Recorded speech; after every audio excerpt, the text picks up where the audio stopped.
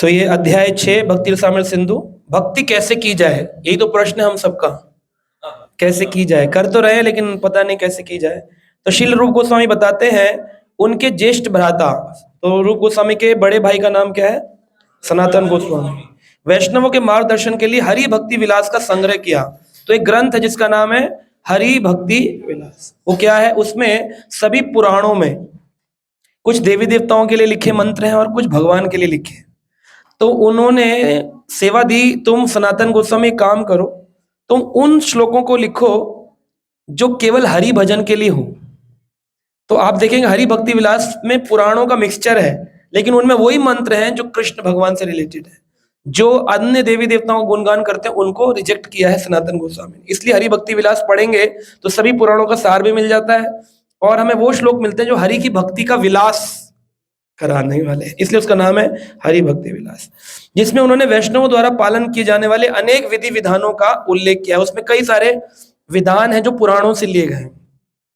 इनमें से कुछ अत्यंत महत्वपूर्ण एवं प्रमुख हैं, जिनका उल्लेख श्रील रूप गोस्वामी हम सबके लाभ के लिए करने जा रहे हैं। तो रूप गोस्वामी ने भी उस ग्रंथ से हरि भक्ति विलास, जो कि पुराणों से लिया गया, और भक्ति रसामृत सिंधु में चैतन्य महाप्रभु की डायरेक्ट इंस्ट्रक्शन प्लस हरि भक्ति विलास। तो ये मतलब ये चैप्टर कितनी जगह से आ रहा है? 18 पुराणों का सार हरि भक्ति विलास। हरि भक्ति विलास के जो इंपॉर्टेंट इंस्ट्रक्शन यहाँ आ गए और चैतन्य महाप्रभु ने जो रूप गोस्वामी को दिए वो आ गए। तो ये चैप्टर में सारे शास्त्रों का सार है इस चैप्टर में, इसलिए इसका नाम है भक्ति कैसे की जाए। तो इसमें भक्ति के 64 अंग का वर्णन है, 64 लिम्स ऑफ भक्ति। तो आज हम 64 के 64 पढ़ेंगे। 64 लिम्स यानी भक्ति के बताए गए 64 अंग। जैसे हमारे कितने अंग हैं? 2 हाथ 2 पैर, ऐसे जितने अंग हैं, ऐसे भक्ति के कितने अंग हैं? 64। तो हमने जब पहला क्लास किया था, कौन बताएगा कितने अंग पढ़े थे? जब भक्ति रसामृत सिंधु क्लास शुरू किया था आज से 7 हफ्ते पहले, तो हमने कितने? हाँ 5, भूल गए आप? पहला चैप्टर जब हमने पढ़ा था तो हमने पंचअंगा भक्ति के बारे में बात करी थी। 64 में से 5 मुख्य हैं जिनकी चर्चा हम पहले एपिसोड में कर चुके हैं अपने पहली क्लास में, लेकिन आज हम चर्चा करेंगे उसके आगे की कॉन्टिन्यूशन में 64 अंग के 64 अंग। यदि कोई अपने गुरु के आदेश का पालन करता है और यह आदेश अन्य किसी गुरु के आदेश से भिन्न है तो इस विस्तृत सूचना कहा जाएगा। लेकिन गुरु स्वीकार करने का मूलभूत सिद्धांत सर्वत्र अच्छा है, भले ही विस्तार पृथक पृथक हो। श्रील रूप गोस्वामी विस्तार में न जाकर हमारे समक्ष केवल सिद्धांत प्रस्तुत करना चाहते हैं। तो बहुत डिटेल में बात नहीं होगी, लेकिन पॉइंट्स पता चल जाएंगे हमको 64 के 64 पॉइंट कौन से हैं। तो मूलभूत सिद्धांतों में से आप देखेंगे क्रम में पहले हम 10 चर्चा करेंगे, फिर 10 चर्चा करेंगे, फिर 44 की चर्चा करेंगे, यानी पहले 10 फिर 44, ऐसे 3 डिविजन्स में हम चर्चा करेंगे। तो सबसे पहले मूलभूत सिद्धांत, यानी सबसे इंपॉर्टेंट। आज का क्लास जिसने मिस किया, मतलब समझो वो इस्कॉन की भक्ति समझ नहीं पाया। अगर मिस किया तो सुन ले ऑनलाइन, लेकिन जो मिस कर देगा, इसे नहीं जानेगा, वो सिद्धांत को कभी जान नहीं पाएगा। आप कितना ही कुछ और भी पढ़ लेना, लेकिन 64 तो करने जरूरी है, भक्ति के अंग है ना। तो मूलभूत सिद्धांत में पहला सिद्धांत है प्रमाणिक गुरु के चरण कमल की शरण ग्रहण करना। प्रमाणिक गुरु कौन होता है? जो परंपरा में आ रहा हो, लेकिन उससे क्या फर्क पड़ता है? परंपरा में तो आ रहा है, लेकिन परंपरा को शास्त्र पढ़ता जानता हो और मैसेज वही हो, जो परंपरा का मैसेज है वो आगे फॉरवर्ड करे। ये ना हो कि परंपरा का मैसेज तो कुछ और है, आप परंपरा में रहे लेकिन बोल अपनी बात रहे। ऐसे भी कई सारे मिल जाएंगे आपको, परंपरागत होंगे लेकिन मैसेज प्रॉपर नहीं देंगे आपको। तो मैसेज प्रॉपर देने वाले भी होने चाहिए, है ना। तो जो यथारूप परंपरा में आए और परंपरा का मैसेज दे, उस नल का फायदा है जो नल टंकी से आने वाला पानी आगे दे। लेकिन टंकी से ऊपर से तो पानी आ रहा है ठंडा, लेकिन नल में हो रहा है गर्म, और बाद में गर्म पानी निकल रहा है, यानी मैसेज चेंज हो गया, फिर ये एप्लीकेबल। तो वो गुरु ढूंढना है जो प्रमाणिक कौन है? परंपरा में आता हो, परंपरा बताता हो, परंपरा का वैदिक मैसेज देता हो और शास्त्रों के सार को, वो हम प्रमाणिक गुरु मान सकते हैं। दूसरा, भक्ति का सिद्धांत, गुरु द्वारा दीक्षित होकर उनसे भक्ति करना सीखना। गुरु के द्वारा दीक्षित होकर, दीक्षा लेना बहुत जरूरी है गुरु के द्वारा। अगर गुरु के द्वारा दीक्षा नहीं ली जाती है तो क्या होगा? हाँ जी, गुरु के द्वारा दीक्षा नहीं ली जाए तो देखिए ये आपके, अगर आप जाएंगे चैतन्य चरितामृत में और उसके मध्य लीला निकालेंगे, अगर चैतन्य चरितामृत मध्य लीला है ना, है किसी के फोन में चैतन्य चरितामृत मध्य लीला, उसका 15वां अध्याय, 15वां अध्याय, उसका 108 नंबर श्लोक निकाला किसी ने? निकला प्रभु जी? हाँ, पढ़िए जरा जोर से, इसका तात्पर्य पढ़िए, तात्पर्य।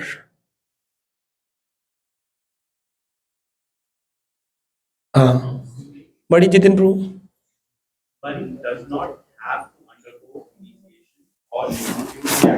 माइक दे दीजिए ना ऑन करके, ऊपर भी ऑन करिए, नीचे भी ऑन करिए। Hare Krishna. One does not have to undergo initiation or execute the activities required before initiation. One simply has to vibrate the holy name with the lips. Thus, even a man in the lowest class, Chandala, can be delivered. तो यहाँ पर कह रहे हैं कि initiation की जरूरत नहीं है, खाली जीभ हिलाने से, अगर चंडाल भी हो, भगवान का नाम लेने से तो वो मुक्त हो सकता है। ये पहली स्टेटमेंट। अब सेकंड स्टेटमेंट में चलें, इसके आगे की सेकंड श्लोका। तो देखिए श्रील प्रभुपाद जी ने कितने तरीके से मेंशन किया। पहले तो बोल दिया इनिशिएशन की जरूरत नहीं है, अगर खाली चंडाल भी हो हरिनाम ले तो वो मुक्त हो सकता है।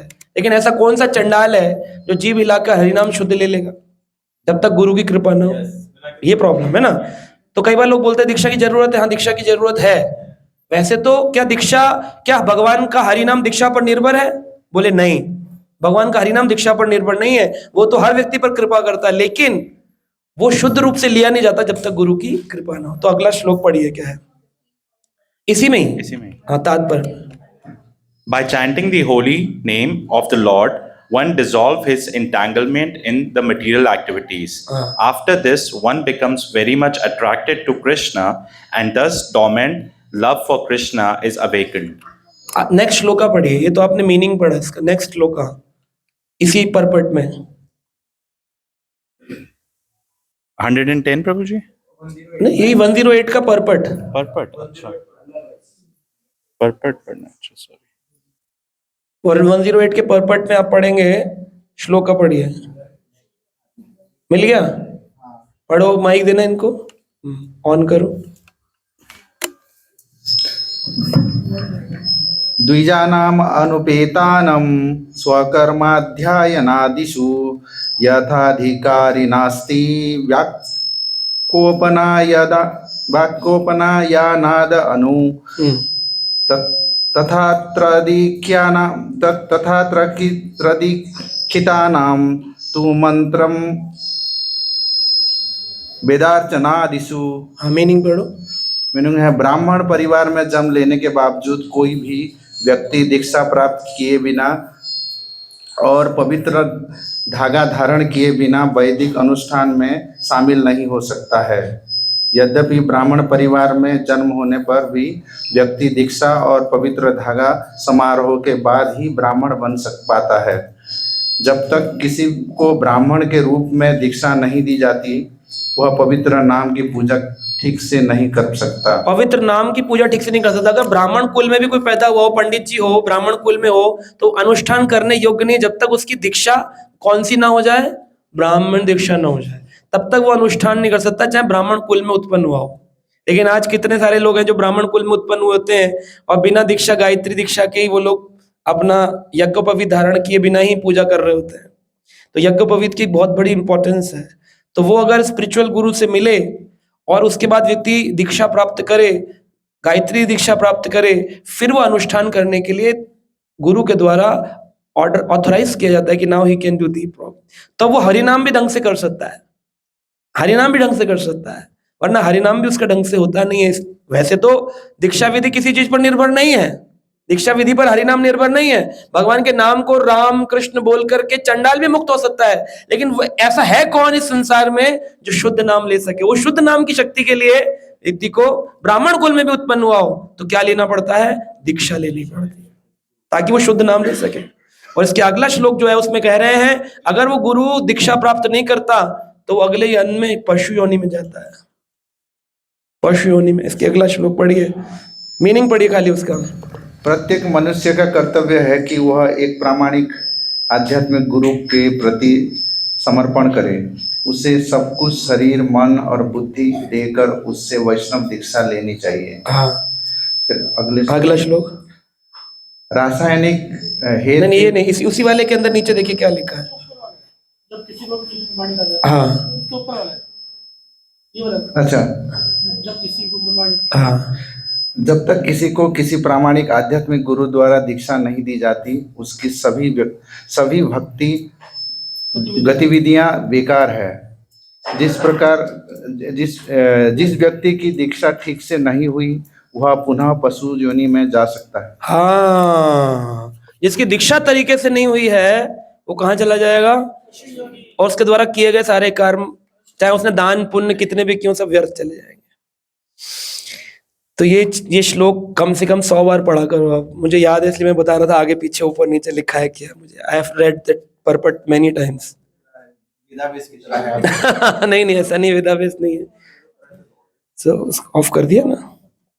ओके, तो इसलिए प्रमाणिक गुरु के चरण कमल की शरण ग्रहण करना पहला सिद्धांत है। दूसरा है गुरु द्वारा दीक्षित होना, तो सबको प्रयास करना चाहिए दीक्षा लेने के लिए। तीसरा है श्रद्धा पूर्वक तथा भक्ति पूर्वक गुरु के आदेश का पालन करना। अब तीसरी चीज क्या है, अब दीक्षा ले ली आपने और घर बैठ गए, क्लास नहीं सुनने आ रहे, है ना। दीक्षा तो ले ली लेकिन दीक्षा गुरु क्या कह रहे हैं वो नहीं मान रहे। दीक्षा लेकर घरों में बैठे हुए अपने, है ना। फेस्टिवल वाले दिन दिख जाएंगे आपको लेकिन क्लास वाले दिन नहीं दिखेंगे क्योंकि शिक्षा लेने में कोई इंटरेस्ट नहीं है। तो ऐसे लोग भी भगवान कह रहे हैं, ऐसे लोग भी प्रमाणिक गुरु से दीक्षा लेने के बाद अपने कनेक्शन को दीक्षा गुरु से काट लेते हैं। दीक्षा लेना कोई नाम बदलना नहीं है, दीक्षा लेना है श्रद्धा के पूर्वक उनकी शिक्षाओं को ग्रहण करना, है ना। तो जो ऐसा नहीं करते हैं वो लोग क्या करते हैं, अपना कनेक्शन दीक्षा गुरु से दीक्षा लेने के बाद काट लेते हैं। चौथा, गुरु के निर्देशानुसार महान आचार्यों के पद चिन्हों पर चलना। अब महान आचार्य कैसे थे, जो महान आचार्यों ने हमें बताया, महाजनो ये न गथा सपनता, उस पथ पर चलना। जैसे रूप गोस्वामी चले, सनातन गोस्वामी चले। सनातन गोस्वामी जब जगन्नाथपुरी में रहते थे, मानो आपको मैं कह दूं कि प्रभु जी इधर से नहीं जाना, है ना, तो आप क्या करोगे, जब मेरी नजर नहीं होगी तब आप छुपा करके साइड से निकल जाओगे और दूसरे प्रभु जी से कहोगे प्रभु जी आप चल रहे हो कि नहीं, प्रशांत मुकुंद प्रभु तो मना कर रहे जाने के लिए। तो आप कहेंगे कि प्रभु, तो दूसरा पक्ष कहेगा कि हाँ अब प्रभु जी तो क्या करे, बॉसगिरी करते हैं, तो हम तो फंस गए उनके चक्कर में। दूसरे भक्त तो बड़े आराम से घूम रहे हैं, हम भी घूमने थे, चले जाएंगे बच करके। लेकिन सनातन गोस्वामी पाद जब जगन्नाथपुरी में रहते थे तो जगन्नाथपुरी मंदिर के सामने एक बड़ा डंडा रोड है ना, तो बड़ा डंडा रोड पर वो आते नहीं थे। महाप्रभु उनसे कहते थे कि तुम कम से कम इस रोड से आ जाया करो। तो वो कहां से जाते थे, जहां समुद्र के किनारे में बालू होती है ना, वहां से जाया करते। तो एक दिन सनातन गोस्वामी के पैर में छाले पड़े हुए थे, जून की गर्मी, और रेत गर्म होती है, जितनी ठंडी होती है उतनी गर्म भी होती है। तो उन्होंने बोला कि आप रोड से क्यों नहीं आए, आप वहां से क्यों आए, उस राइड से क्यों आए। तो फिर उन्होंने बताया क्योंकि मैं नहीं चाहता हूं कि मेरी परछाई किसी जगन्नाथपुरी के ब्राह्मण पर गिर जाए जो भगवान की सेवा में लगा हुआ है। सनातन गोस्वामी, मेरी परछाई किसी पर ना गिरे जो जगन्नाथपुरी का ब्राह्मण है, कि वो जो भगवान की सेवा में लगा है मेरे कारण कहीं अपवित्र ना हो जाए। क्यों, क्योंकि मैंने राजा हुसैन शाह के केवल जॉब करी है। आज कितने लोग हैं जो मुसलमान कंपनियों में काम कर रहे हैं, जिनके बॉस और मालिक क्रिश्चियन और मुस्लिम है, लेकिन हम क्या बोलते हैं कि हमारी परछाई किसी ब्राह्मण पे पड़ जाएगी। जबकि सनातन गोस्वामी कौन है, खुद मंजरी हैं, खुद वैष्णव ब्राह्मण हैं, खुद भागवत के ज्ञाता हैं, भक्ति रसामृत सिंधु के रचयिता हैं। वो जगत सनातन गोस्वामी के मन में ये भाव है जो स्वयं भगवान के साथ है, चैतन्य महाप्रभु के साथ, कह रहे कहीं मेरी परछाई ना, है ना। अभी हमारे गुरु महाराज गोपाल कृष्ण गोस्वामी महाराज को पद्मश्री अवार्ड के लिए बुलाया गया, कि महाराज जी को बोला कि हम इस्कॉन को पद्मश्री देना चाहते हैं because of the world wide activities, क्योंकि इस्कॉन का प्रचार हो रहा है। तो महाराज जी को बोला, अगर हमें बोला जाए तो हम जाएंगे कि नहीं लेने के लिए? हाँ, भाग के जाएंगे। मुझे भी नहीं बताएंगे।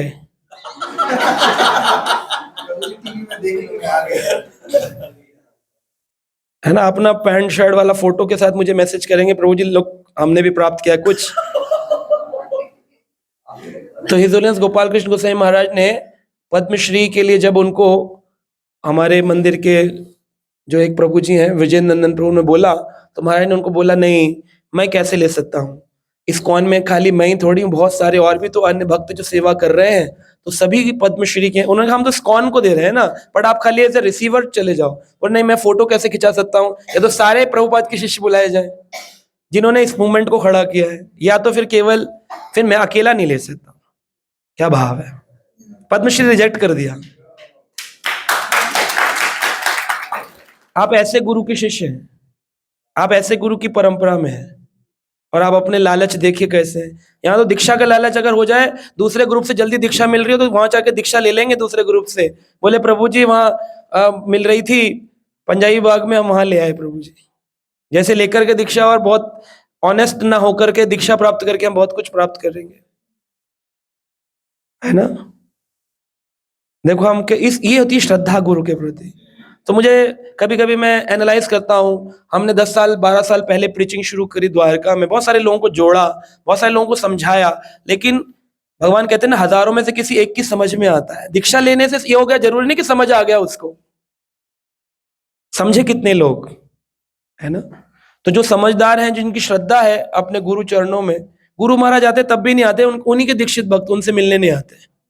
इसी द्वारका में ही कितने भक्तों को मैंने देखा है, कहते हैं हमारा ऑफिस जरूरी है, शाम को देख लेंगे, महाराज तो रुकेंगे ना शाम तक, शाम को टाइम निकाल लेंगे, है ना। सोचिए आप, उन्हें तो गुरु के लिए तो फिर छुट्टी ले लेनी चाहिए, 2 दिन 3 दिन 4 दिन, बोले पैसा जाए, नौकरी छोड़ लगाने लगाओ, लेकिन मैं तो अभी गुरु के चरण नहीं छोड़ सकता। ऐसा श्रद्धावान होना चाहिए।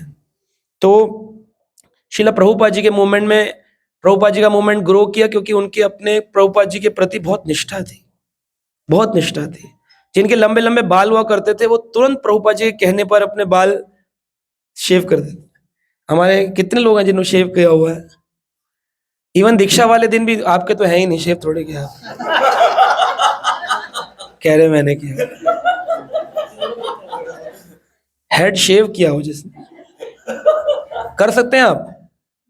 अब ये अपने आप उड़ गए तो इनको रहना पड़ रहा है कि नहीं समाज में?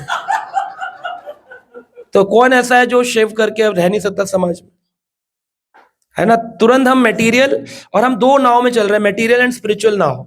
और मान लो मटेरियल नाव और स्पिरिचुअल नाव दोनों चल रही हैं, और दोनों डिवाइड हो गई, ऐसे वेव आई तो कितनी टांग चौड़ी हो जाएगी आदमी, गिर जाएंगे नीचे। सोच कर देखिए आप, है ना। तो हम अभी भटक गए हैं, एक्चुअली ड्युअलिटी ऑफ लाइफ में जी रहे हैं।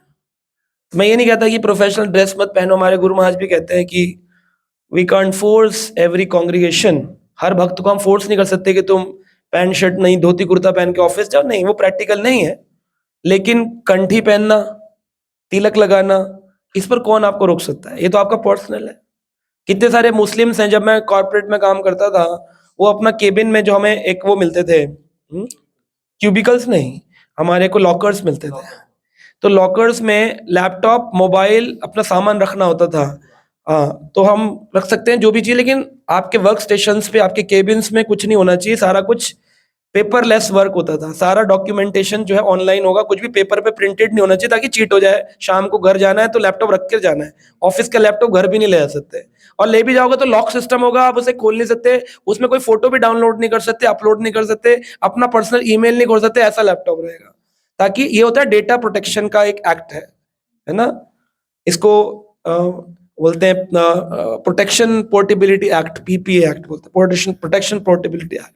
तो उसके अंतर्गत आप कुछ चोरी नहीं कर सकते हैं डॉक्यूमेंटेशंस कंपनी के।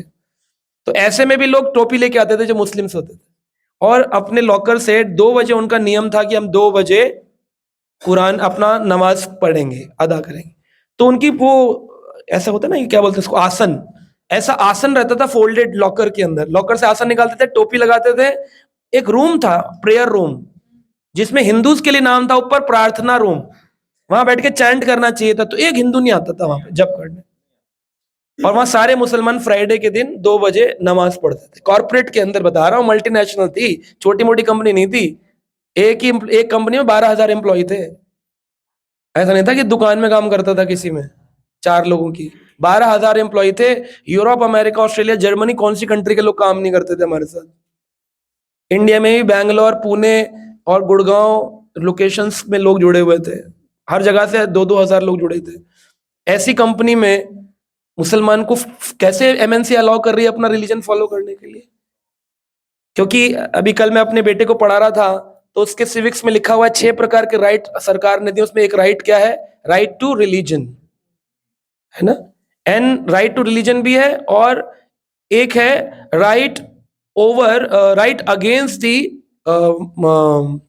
जो भी हमारे साथ डिस्क्रिमिनेशन, जो हमारे साथ दुर्व्यवहार करे, तो उसके अगेंस्ट हम अपना राइट, हमारे रिलीजन को फॉलो करने के लिए अगर कोई हमें रोकता है तो we can go against that person. उसका हम लॉ हमारे को अलाउ करती है ना?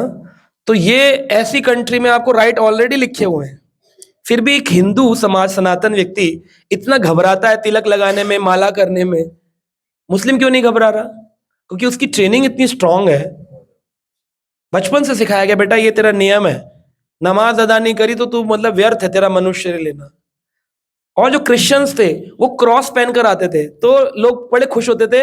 और इवन जब हम लोग भी सनातन को सही से नहीं समझते थे, तो कॉलेज डेज में हम भी क्रॉस पहन लेते थे। किसी ने, हमारे कजिन ने कमेंट किया था कि तुम क्या क्रिश्चियन हो गए हो? तो मैं उस समय चर्च जाया करता था, तो मुझे अच्छा लगता था, मैंने क्रॉस डाल लिया था as a fashion.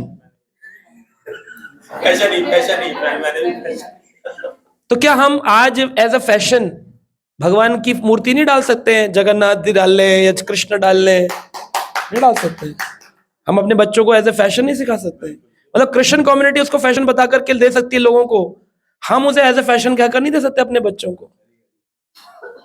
South Indian Brahmins job करते थे, वो लोग छोटा तिलक लगा के आते थे। बोलते थे उनको ऑफिस में कि भाई ये तिलक मत लगाओ, कहते नहीं हमारे यहाँ ना, we are Brahmins south Indians, तो हमारा डेली का नियम है।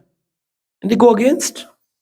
तब जब ये सब मैंने स्टडी किया ना, तो मैंने हेड शेव कर दिया था एमएनसी में, छोटे बाल, और है ना तिलक लगाता था, चोटी रखने लगा था। तो बहुत इरिटेट होते थे वहां पे लोग, बोलते थे तुम ये क्या नया धर्म शुरू कर दिया है? तो मेरे जो एम्प्लॉयज थे वो बाबा जी कहते थे कि बाबा जी अगली कथा कब होने वाली है? जबकि मैं इतनी कथा नहीं करता था, बस लंच टाइम में थोड़ा 1 घंटा जो लोगों का लंच होता था उसे प्रीचिंग के लिए यूज कर लेता था। जो सभा प्रेयर रूम था उसमें बैठ के एकादशी के दिन जप कर लेते थे। तो उनको लगा कि भाई ये तो कुछ गलत चल रहा है, ये तो केवल मुसलमान और क्रिश्चियन के बैठने की जगह है, हिंदू कैसे बैठ रहा है? तो मुझे मेल आता था कि आप काम को ध्यान नहीं दे रहे हो, आपकी एस्केलेशंस चली जाएंगी, आपका ऑफिस वर्क खराब हो रहा है, आपकी टीम खराब हो रही है। जब ऐसा उन्होंने बोला, उसी महीने मुझे जो है ना क्लाइंट इम्पैक्ट अवार्ड मिला कि 3 महीने से बेस्ट परफॉर्मेंस जिस टीम की है पूरी वर्ल्ड में, उस टीम को क्लाइंट्स ने आके अवार्ड दिया। तो मैंने अपने वीपी से बोला, मैंने कहा कि आप तो बोल रहे थे कि खराब हो रही है टीम, हमें अवार्ड मिल रहा है। कह रहा तुक्का लग गया होगा तुम्हारा। मैं कहा आप भी ऐसी बात करते हो, ये कोई वो इंकी पिंकी पोकर करके मैंने कोई सरकारी पेपर थोड़ी दिया है। मैंने परफॉर्मेंस करी है 3 महीने, मेरी टीम ने काम किया है रात दिन। तिलक लगाने से सर कभी भी किसी की परफॉर्मेंस नहीं घटती है, बल्कि बढ़ती है, उल्टा ही। तो मैंने ये चीज उनको समझाया, तो उनकी कुछ की समझ में आया। तो उसमें क्या हुआ कि एटलीस्ट जो हमारे टीम मेंबर्स थे उनको हमने बुक्स देना शुरू किया, प्रभुपाद जी की 20 रुपए वाली, 10 रुपए वाली। तो जब भी कोई अच्छा परफॉर्म करता था तो मैं मंदिर से बुक्स खरीद के ले जाता था और उसको अपनी ओर से बुक गिफ्ट कर देता था कि तुमने बहुत अच्छा काम किया है, I am gifting you something. तो लोग बोलते थे बर्गर पिज्जा चॉकलेट देना चाहिए, लेकिन धीरे धीरे हैबिट हो गई थी। तो जो पढ़ लेते थे वो लड़के वो लड़कियां खुद पूछते थे कि सर इस बार कौन सी बुक देंगे आप, हम और मेहनत करेंगे। उनको ये नहीं पता कौन जाके ले सकते हैं, लेकिन उनको मेरे हाथ से लेने में बड़ा आनंद, ऐसा अचीवमेंट का एहसास होता है इन स्पिरिचुअल बुक्स। इससे क्या डिस्ट्रीब्यूशन भी हो रहा था और लोगों में परिवर्तन भी आ रहा था। तो उस टाइम के हमारे ऑफिस के लेक्चर्स आज भी रिकॉर्डेड है मेरे पास, कभी आपको सुनने हो तो मैं दे दूंगा आप। जब वहां पे कन्वर्सेशन अजीब टाइप की होती थी, है ना, लोगों के क्वेश्चन उठ पटांग होते, तो मैं भी थोड़ा उठ पटांगे बोल देता था, क्योंकि मैं इतना गहरा नहीं जानता था, लेकिन मैं बोलता था। बोलना चाहिए, डरना नहीं है। डरते डरते इतनी योनि निकल गई, कितनी कितनी योनियों में डरे हैं, फिर भी अभी भी इसमें भी डरते रहेंगे। श्रद्धा पूर्वक, इसी को कहते हैं श्रद्धा पूर्वक, भक्ति पूर्वक, है ना। लोग तो संडे को तिलक लगाने में घबराते हैं, संडे को भी तिलक नहीं लगा रखा लोगों ने, है ना। कितने लोगों ने तिलक नहीं लगाया यहाँ पर आज? गोपी चंदन ने। संडे को तो तिलक लगाओ कम से कम, है ना। संडे को पैंट शर्ट में नहीं आना चाहिए, क्लास में किस में आना चाहिए? धोती कुर्ते में, वैष्णव ड्रेस। एटलीस्ट संडे तो यू कैन बी अ वैष्णव, है ना। मतलब शर्म नहीं आती हम लोगों को अपने यहाँ पर, बुरा मत मानिएगा, बट हम सोचे जरा हम कैसे अपने सनातन हैं, कैसे हम कहें हम हिंदू हैं, किस रूप से कहें हम हिंदू हैं। मुसलमान टोपी लगाकर शुक्रवार को लेटता है रोड पर, उसको नहीं शर्म आती, हमको शर्म आती। हम किस बात के शर्माए हुए हैं? कौन सी हमें डांट लगाई है भगवान ने जिसके कारण हम शर्मा गए हैं? क्यों हमारे अंदर से आवाज नहीं आती कि उठो, जागो, कुछ करो इस समाज के लिए, सनातन के लिए? नहीं आता आपके मन में? Do not do it for because I am forcing you. आपकी अंतरात्मा जागनी चाहिए इस सेवा को करने के लिए, कि जहां चलो लोग कहें देखो भाई हिंदू कितने अच्छे होते हैं, क्या व्यवहार होता है, क्या आलीशान उनका तिलक होता है। तो समाज में ऐसे आएंगे प्रॉब्लम, लेकिन श्रद्धा पूर्वक रहना है आप लोगों को। चौथा है गुरु के निर्देशन में महान आचार्यों के पद चिन्हों पर चलना, जो हमने बताया, सनातन गोस्वामी का भाव। पांचवा है कृष्ण भावनाविद में अग्रसर होने के लिए गुरु से जिज्ञासा करना, प्रश्न पूछने चाहिए गुरु से, ये भक्ति का अंग है।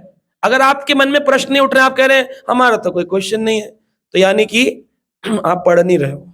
जो शास्त्र सुनेगा, जो शास्त्र पढ़ेगा, वो अवश्य ही प्रश्न, ऐसी कोई जीवात्मा हो ही नहीं सकती जिसको कोई प्रश्न आता हो। जैसे मैंने आपको बुलाया, उदाहरण दे रहा हूं, मैंने बुलाया रोहित प्रभु ना आइए, तो आपने नहीं सुना और आप बिना बताए वहां से निकल गए, है ना, निकल गए उस साइड से, तो मैं क्या कहूंगा? क्या कहूंगा? यही तो कहूंगा ना, क्या आपने सुना नहीं?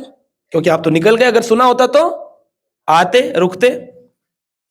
और अगर मैंने बुलाया रोहित प्रभु इधर आइएगा, तो प्रश्न पूछेंगे रोहित चौहान को बुला रहे हैं या रोहित वाधवानी को बुला रहे हैं? प्रश्न उठा कि नहीं उठा? दोनों में से एक चीज तो होगी, या तो सुन करके आएंगे या तो प्रश्न पूछेंगे। तो अब तीसरी कैटेगरी के लोग हैं, ना प्रश्न पूछते हैं ना परिवर्तन लाते हैं। ये नहीं बताओ ये कौन सी कैटेगरी में आते हैं? ना प्रश्न है इनके मन में आज तक। आप में से बहुत सारे ऐसे लोग होंगे जिन्होंने आज तक मुझे कभी ना मैसेज किया होगा किसी क्वेश्चन का, ना उन्होंने आज तक गीता का कोई प्रश्न पूछा होगा। पूछा भी होगा तो अपने संसार का झंझट पूछा होगा। कभी हृदय से एक क्वेश्चन नहीं आया होगा कि अर्जुन के साथ गीता में ये क्या हुआ, उसकी पत्नी का 4 पत्नी थी, अर्जुन की कौन से नाम थे, क्या बच्चे थे, प्रभु जी कैसे समझे, कहां लिखा है, कहां पढ़े? आया कभी प्रश्न? तो यूजलेस लाइफ है आपकी। आपकी दीक्षा में करवाऊंगा क्योंकि आप मेरे से जुड़े हो, और आपकी दीक्षा हो जाएगी। आप यहाँ रहोगे भी इस्कॉन द्वारका में, सेवा भी करोगे, लेकिन प्रभु की नजर में आपकी कोई वैल्यू नहीं होगी, क्योंकि आप उनके लिए तो जीवन जी नहीं रहे ना। आप तो एक टारगेट बना के रखे हुए हैं अपने, इस्कॉन में हमारी दीक्षा हो जाए, इस्कॉन से हम कनेक्ट हो जाएं, इस्कॉन वाले लोग हमें नोन हो जाएं, हम यहाँ पर प्रसाद खाएं, हरि बोल करें, लोग हमारा रिकॉग्निशन हो। Like people have a Rotary club, we have a ISKCON club. बस यही तो चाहते हैं हम। भगवान को कहाँ चाह रहे हैं? चाह रहे हैं तो जहां चाहा वहां, है ना। लोगों को ये द्वारका में आता हूं हर संडे, आज से नहीं आ रहा हूं, 12 साल से आ रहा हूं, है ना। 12 साल से हर संडे की क्लास ले रहा हूं, और जब नहीं लेता हूं तब ट्रेवल कर रहा होता हूं, कहीं ना कहीं क्लास ले रहा होता हूं। ऐसा नहीं होता उस दिन क्लास ना लूं, लेकिन मैं द्वारका आता हूं 2 घंटे ट्रेवल करके, तब यहां पर लोग नहीं आ पाते, और दूसरी जगह क्लास करता हूं तब तो ये आते ही नहीं है, कहते बहुत दूर है। कभी सोचकर देखा है कि मेरे लिए दूर नहीं है क्या? आप नहीं आ सकते, आपके पैर नहीं आ सकते वहां तक कथा सुनने? क्यों नहीं आ सकते? क्योंकि आपके मन में चाह नहीं है, क्योंकि जहां चाह है वहां रहा है, चाह नहीं है। You don't want God, you want association, ISKCON club, and you will be a part of this club, no doubt. आप पेपर पास करेंगे, पूछ पूछ के पास हो जाएंगे, आप बन जाएंगे एक डिवोटी, आपका नाम भी कृष्णदास वृंदा देवी दासी होगा, लेकिन उदासी का गहरा होगा आपके मन के अंदर। कभी आप प्रसन्न नहीं होंगे, क्योंकि आपके मन में श्रद्धा नहीं सीखने की, आपके मन में कृष्ण को पाने की जिज्ञासा नहीं है, उत्साह नहीं है। आपके हजारों काम की प्रायोरिटीज हैं, पर आपको कृष्ण कथा की कोई प्रायोरिटी नहीं है। जिस दिन होगी उस दिन आपके कदम भागेंगे सारे संसार को छोड़ करके। गोपियां कृष्ण के लिए भागती थी अपनी रिस्पॉन्सिबिलिटी छोड़ करके। मैं ये नहीं कहता हूं रोज भागिए, एटलीस्ट संडे के दिन जब यहां क्लास होता है तो संख्या बढ़ जाती है, लेकिन जब कहीं और क्लास होता है, मान लीजिए पिछले संडे को मैं प्रणेश प्रभु जी के वहां पर कथा कर रहा था, क्या सारे लोग आए थे आप? क्यों? वहां क्लास आश्रय नहीं होता है, वहां पे प्रभु जी कुछ और भाषा बोलते हैं, वहां भागवत ज्ञान नहीं देते हैं, पर ये आश्रय है। और वो संडे का क्लास हो गया दूसरी जगह, तो वो प्रभु जी की जिम्मेदारी है, हम दूर नहीं जाते, हम तो पास में चाहते हैं, हमारे घर आके पढ़ा दें तो और भी अच्छा है। होम ट्यूशन सोचिए, मतलब मैं इसलिए नहीं कह रहा हूं कि मैं कोई, आप बोलेंगे प्रभु जी आज नाराज हो रहे हैं, प्रभु जी आप ऐसा बोलते रहिए। I am just awakening you, मैं आपको जागृत करना चाहता हूं कि सोचिए भक्ति है क्या? भक्ति है क्या? शिल प्रभुपाद जी के शिष्यों ने पाकिस्तान और रशिया जैसी कंट्री में जाकर प्रचार किया उनके कहने पर, अपने परिवारों को त्याग करके। आप पाकिस्तान और वहां क्या प्रचार करेंगे? आप तो द्वारका में भी नहीं आ पाते हैं, कितने सारे लोग नहीं आते। मैं जोड़ता रहता हूं, पीछे वाले निकलते रहते हैं, कह रहे अब तो हमें बहुत साल हो गए, 6-7 साल हो गए क्लास जाते जाते, कितना जाएंगे, हमारी समझ तो कुछ आ नहीं रहा, इससे अच्छा घर ही बैठो। उनमें कोई जिज्ञासा ही नहीं है। और ऐसा नहीं कि वो सब जान गए हैं, मैं गारंटी देता हूं, आपको खुद ही पता है, जब 12 साल बाद अचानक से मंदिर ने पेपर दे दिए, तो जो पुराने थे उनके भी हालत खराब हो रही पेपर देने में। क्यों? तो उनको बेसिक भी नहीं आता। 12 साल क्या कर रहे थे? खेती कर रहे थे। सोचिए आप, कृष्ण को पाने की अभिलाषा कहां है, जिज्ञासा कहां है?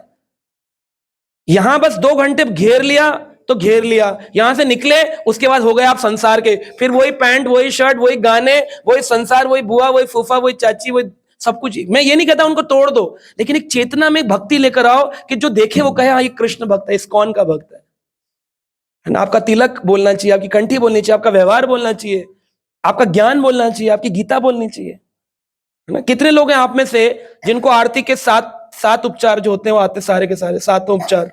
आरती कैसे आरती की जाती है? 7 उपचार। देखिए इसमें से ऐसे भी कई हैं जो पुराने, उन्हें 7 उपचार भी नहीं आते आरती के। क्यों नहीं आते? क्यों नहीं आते? क्या आपने कभी आरती अटेंड नहीं करी मंदिर में? या मैंने आरती की क्लास नहीं दी है? डीटी वर्शिपिंग पे पूरा सेमिनार दिया 3 घंटे, यानी मेरा बोलना खराब है? फिर भी नहीं आता। आप सोचिए आप कर क्या रहे? अपने आप से पूछिए प्रश्न, हम कर क्या रहे? What we are doing? फिर हमें नाटक नहीं करना, छोड़ देना चाहिए प्रोसेस। बोले छोड़ो, हम कुछ जानते हैं नहीं कुछ, है ना। कितने लोग हैं आप में से जो भोग लगाकर ही प्रसाद पाते हैं केवल? इसमें भी कुछ हैं जो भोग नहीं लगा रहे हैं, अभी बिना भोग का भी खा रहे हैं। हाँ, कहीं पे भी बाहर हो, जो है ये सब बाहर भी भोग लगा के खाते हैं। ऑफर करके खाइए, है ना। Try to be more and more, जितना हो सकता है अपने को गहरा उतारिए, है ना। ये आप ही की सक्सेस है, मेरी नहीं है। ये भक्ति के अंग लिखे हुए हैं, है ना। 6ठा अंग है, भगवान कृष्ण की तुष्टि के लिए किसी भी भौतिक वस्तु का परित्याग। मैं नहीं बोल रहा हूं, किसने बोला है? किसी भी भौतिक वस्तु का, अगर कृष्ण की प्राप्ति में वो भौतिक वस्तु आड़े आती है, उस वस्तु का त्याग कर दो। आप नहीं करोगे तो कृष्ण निकाल लेंगे उस वस्तु को आपसे अपने आप, बाय हुक और by crook, because Krishna loves you. Krishna आपसे प्रेम करते हैं और देखते हैं इसकी आसक्ति इस चीज में है, उस चीज को आपके जीवन से हटा देंगे। जिस चीज की कमी होगी उसको प्रदान भी करते हैं, ऐसा नहीं कि सब कुछ हटाते ही हैं, उसे प्रदान भी करते हैं। तो भगवान ने 2 श्लोक बोले हैं, एक है योगक्षेमम वहाम्यहम्, भगवत गीता 9वां अध्याय 22 नंबर श्लोक, तेषाम नित्य अभियुक्ता नाम योगक्षेमम वहाम्यहम्।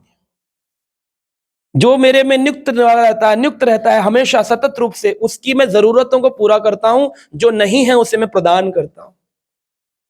आपको किसी चीज की कमी होगी, मान लो आपको आरती नहीं आती है, आप गिड़गिड़ाइए ना ठाकुर जी के सामने, मुझे नहीं आती है, तो आपके जीवन में डिवोटीज आएंगे।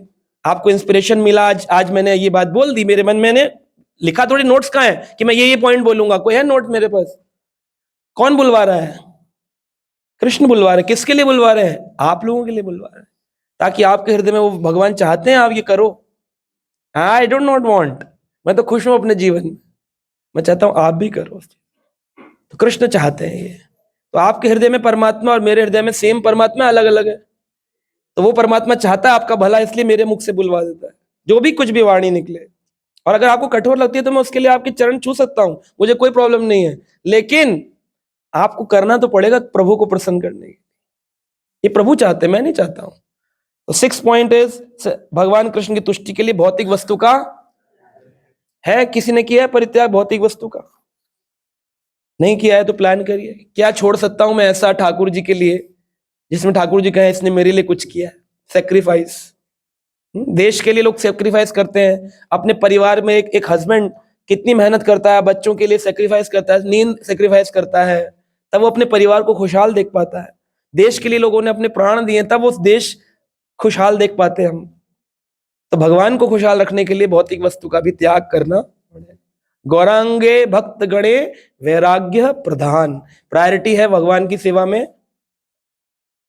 सनातन गोस्वामी जब अपना सब कुछ त्याग कर महाप्रभु से मिलने बनारस पहुंचे, तो बनारस में मुझे स्वयंभू मोहन प्रभु ले गए थे दिखाने। कौन सी जगह थी प्रभु जी? वो घर था काशी मिश्र का घर, तपन मिश्र के घर गए थे हम प्रभु जी, चंद्रशेखर आचार्य और तपन मिश्र। तो हम लोग जब उनके घर पहुंचे तो उनके घर में गौर निताई डीटीज हैं आज भी। वो घर 500 साल पुराना, ढूंढा है प्रभु जी ने, ढूंढ के निकाल, या आपने ढूंढा था? तो प्रभु जी ले गए, स्वयंभू मोहन प्रभु का कृपा थी मेरे ऊपर, तो प्रभु जी ले गए हाथ पकड़ के, और चंद्रशेखर आचार्य और तपन मिश्र का घर था। तो हम वहां गए, उस घर में गौर निताई डीटीज थे। तो उन्होंने 2 घंटे बाद खोला, तो वहां एक लीला, प्रभु जी बोले कुछ लीला सुना दीजिए प्रभु जी। बस प्रभु जी और मैं ही थे, हम 2 ही लोग थे और कोई नहीं था, ग्रुप नहीं था। तो मैं एक कथा करने गया था और प्रभु जी मेरे साथ गए थे। तो वहां पर सनातन गोस्वामी जब अपना सब कुछ त्याग किया है, तो उनके कंधे पर एक सुंदर शॉल था, और दरवेश भेष में, दरवेश भेष होता है दाढ़ी, लंबे बाल। तो सनातन गोस्वामी के रूप को देख करके चैतन्य महाप्रभु ने पूछा बाहर कौन है? तो बाहर बोले, भक्त आकर बोले, महाप्रभु बाहर तो कोई दरवेश बैठा है। दरवेश यानी मुसलमान। तो बोले लंबी दाढ़ी है, लंबे बाल हैं। कह रहा ठीक है मैं आता हूँ। महाप्रभु आए, गले लगाया, बोले इनको तैयार करो। तुरंत उनको मुंडन किया, शेव करी, गंगा में स्नान कराया, तिलक धारण कराया, महाप्रभु से मिलाने ले आए। जब महाप्रभु से मिलाने ले आए तो महाप्रभु मिले तो, लेकिन बार बार शॉल को देख रहे थे। शॉल सिल्क का था, किसी ने गिफ्ट किया होगा, शॉल था। तो महाप्रभु ने कहा कि अभी ये भक्ति रसामृत सिंधु सुनने के लिए तैयार नहीं है, क्योंकि अभी इसके ऊपर क्या है, एक भौतिक वस्तु, शॉल में आकर्षण है। शॉल, पूरे कपड़े नहीं थे, सिर्फ धोती थी व्हाइट कलर की, नीचे छोटी सी, और ऊपर खाली निर्वस्त्र थे, एक शॉल पड़ा था। तो जैसे ही महाप्रभु ने बार बार उस शॉल को देखा तो वो समझ गए। सनातन बोले मैं अभी जरा आता हूं। महाप्रभु गए, गंगा के किनारे एक धोबी देखा, और उसके पास फटा हुआ एक बोरे जैसा उसने चादर डाला हुआ था। तो बोले भैया तुम्हें ये शॉल चाहिए? तो खुश हो गया, बोला हाँ दे दीजिए। वो शॉल उसको दे दिया, उसका फटा हुआ लेकर फिर महाप्रभु से मिलने प्रसाद पे आए। तब महाप्रभु ने फिर दोबारा आलिंगन किया। महाप्रभु बोले हाँ अब ये भक्ति रसामृत सिंधु सुनने के लिए, तब महाप्रभु ने उनको, समझ रहे, अब ये शास्त्र सुनने के लिए तैयार है, भक्ति के शास्त्र। तो ये है, आपको करना चाहिए, सब चीजें सीखनी चाहिए, पढ़ना चाहिए, भौतिक अटैचमेंट्स छोड़ने चाहिए। हम ये नहीं कहते कि जो सामान है उसको फेंक दो, अभी हम इस वैराग की स्थिति पे तो नहीं है, लेकिन कम से कम नया भौतिक सामान बनाने की चेतना छोड़ दो।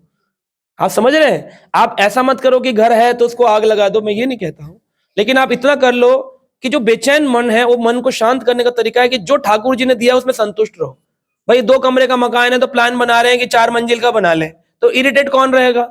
आप ही रहोगे, आपका भजन खराब होगा, और वो लेकर आप कुछ भी नहीं जानने वाले हो, है ना। आज सुबह मैं वहां गली से निकल रहा था अपने घर के, तो मुझे पता चला, बोले एक लड़का था 24 साल का, उसका एक्सीडेंट में डेथ हो गई पीछे 1 हफ्ते पहले। तो बता रहे थे कि उसके पिताजी की भी कैंसर में डेथ हो गई। तो मैंने कहा कौन बचा उनके घर में? तो बोले बस माँ बची है। मैंने कहा कि क्या कुछ पीछे क्या है? बोले शादी तो उसकी हुई नहीं थी, लड़के की यंग था 24 ईयर्स का, बाइक से गिरा और उसकी डेथ हो गई। उसके पिताजी की भी उसके 2 महीने बाद डेथ हो गई। 300 करोड़ की प्रॉपर्टी है उनके पास। तो उनकी माँ बोल रही है कि मेरे किस काम की। वो अपने साथ कितनी ले गए? वो लड़का ले गया या पिताजी ले गए? जब तक जीवित थे तब तो उनके प्लान थे कि हम यहाँ महल बनाएंगे, यहाँ पर ये बेचेंगे, ये ऐसा करेंगे, यहाँ फार्म हाउस बनाएंगे, ट्रैक्टर लगाएंगे, ये करेंगे, यहाँ गाड़ियां खड़ी करेंगे, बड़े प्लान थे उनके। लेकिन ऐसे 1 गो में 2 महीने में दोनों बेटा पुत्र खत्म। लगा लो प्लान। तो ये नहीं है कि आप जो है उसको खत्म कर दो, लेकिन नए प्लान्स में अपनी लाइफ को खराब मत करो। कितने लोग हैं आप में से जो भागवत को डेली पढ़ रहे हैं? देखिए इसमें से कितने लोग हैं जो पढ़ नहीं रहे भागवत डेली? समझ आ रहा है ना? कब पढ़ेंगे? कब? Time is flowing. आप घड़ी की टिक टिक सुना करिए। रात को मैं तो मेडिटेट करता हूं 5 मिनट, तो आप भी करा करिए सोने से पहले। आंख बंद करके जप माला लेकर बैठिए और बोलिए मत जोर जोर से हरे कृष्णा, बस मन में बोलिए और घड़ी की टिक टिक सुनिए। तो हर टिक टिक पे आपको लगेगा, कभी कभी मुझे तो ऐसा लगता है कि बस ये अभी खत्म कर देगी शरीर को मेरे, तुरंत जल जाऊंगा मैं। समय जा रहा है, जितनी जितनी टिक टिक हो रही है उम्र उतनी उतनी मृत्यु के पास जा रही है। बहुत कम समय है कि हम भगवान को समझने के लिए, बस इतना टाइम मिला है, उसके बाद चुटकी बजते ही खत्म, time is over, come back.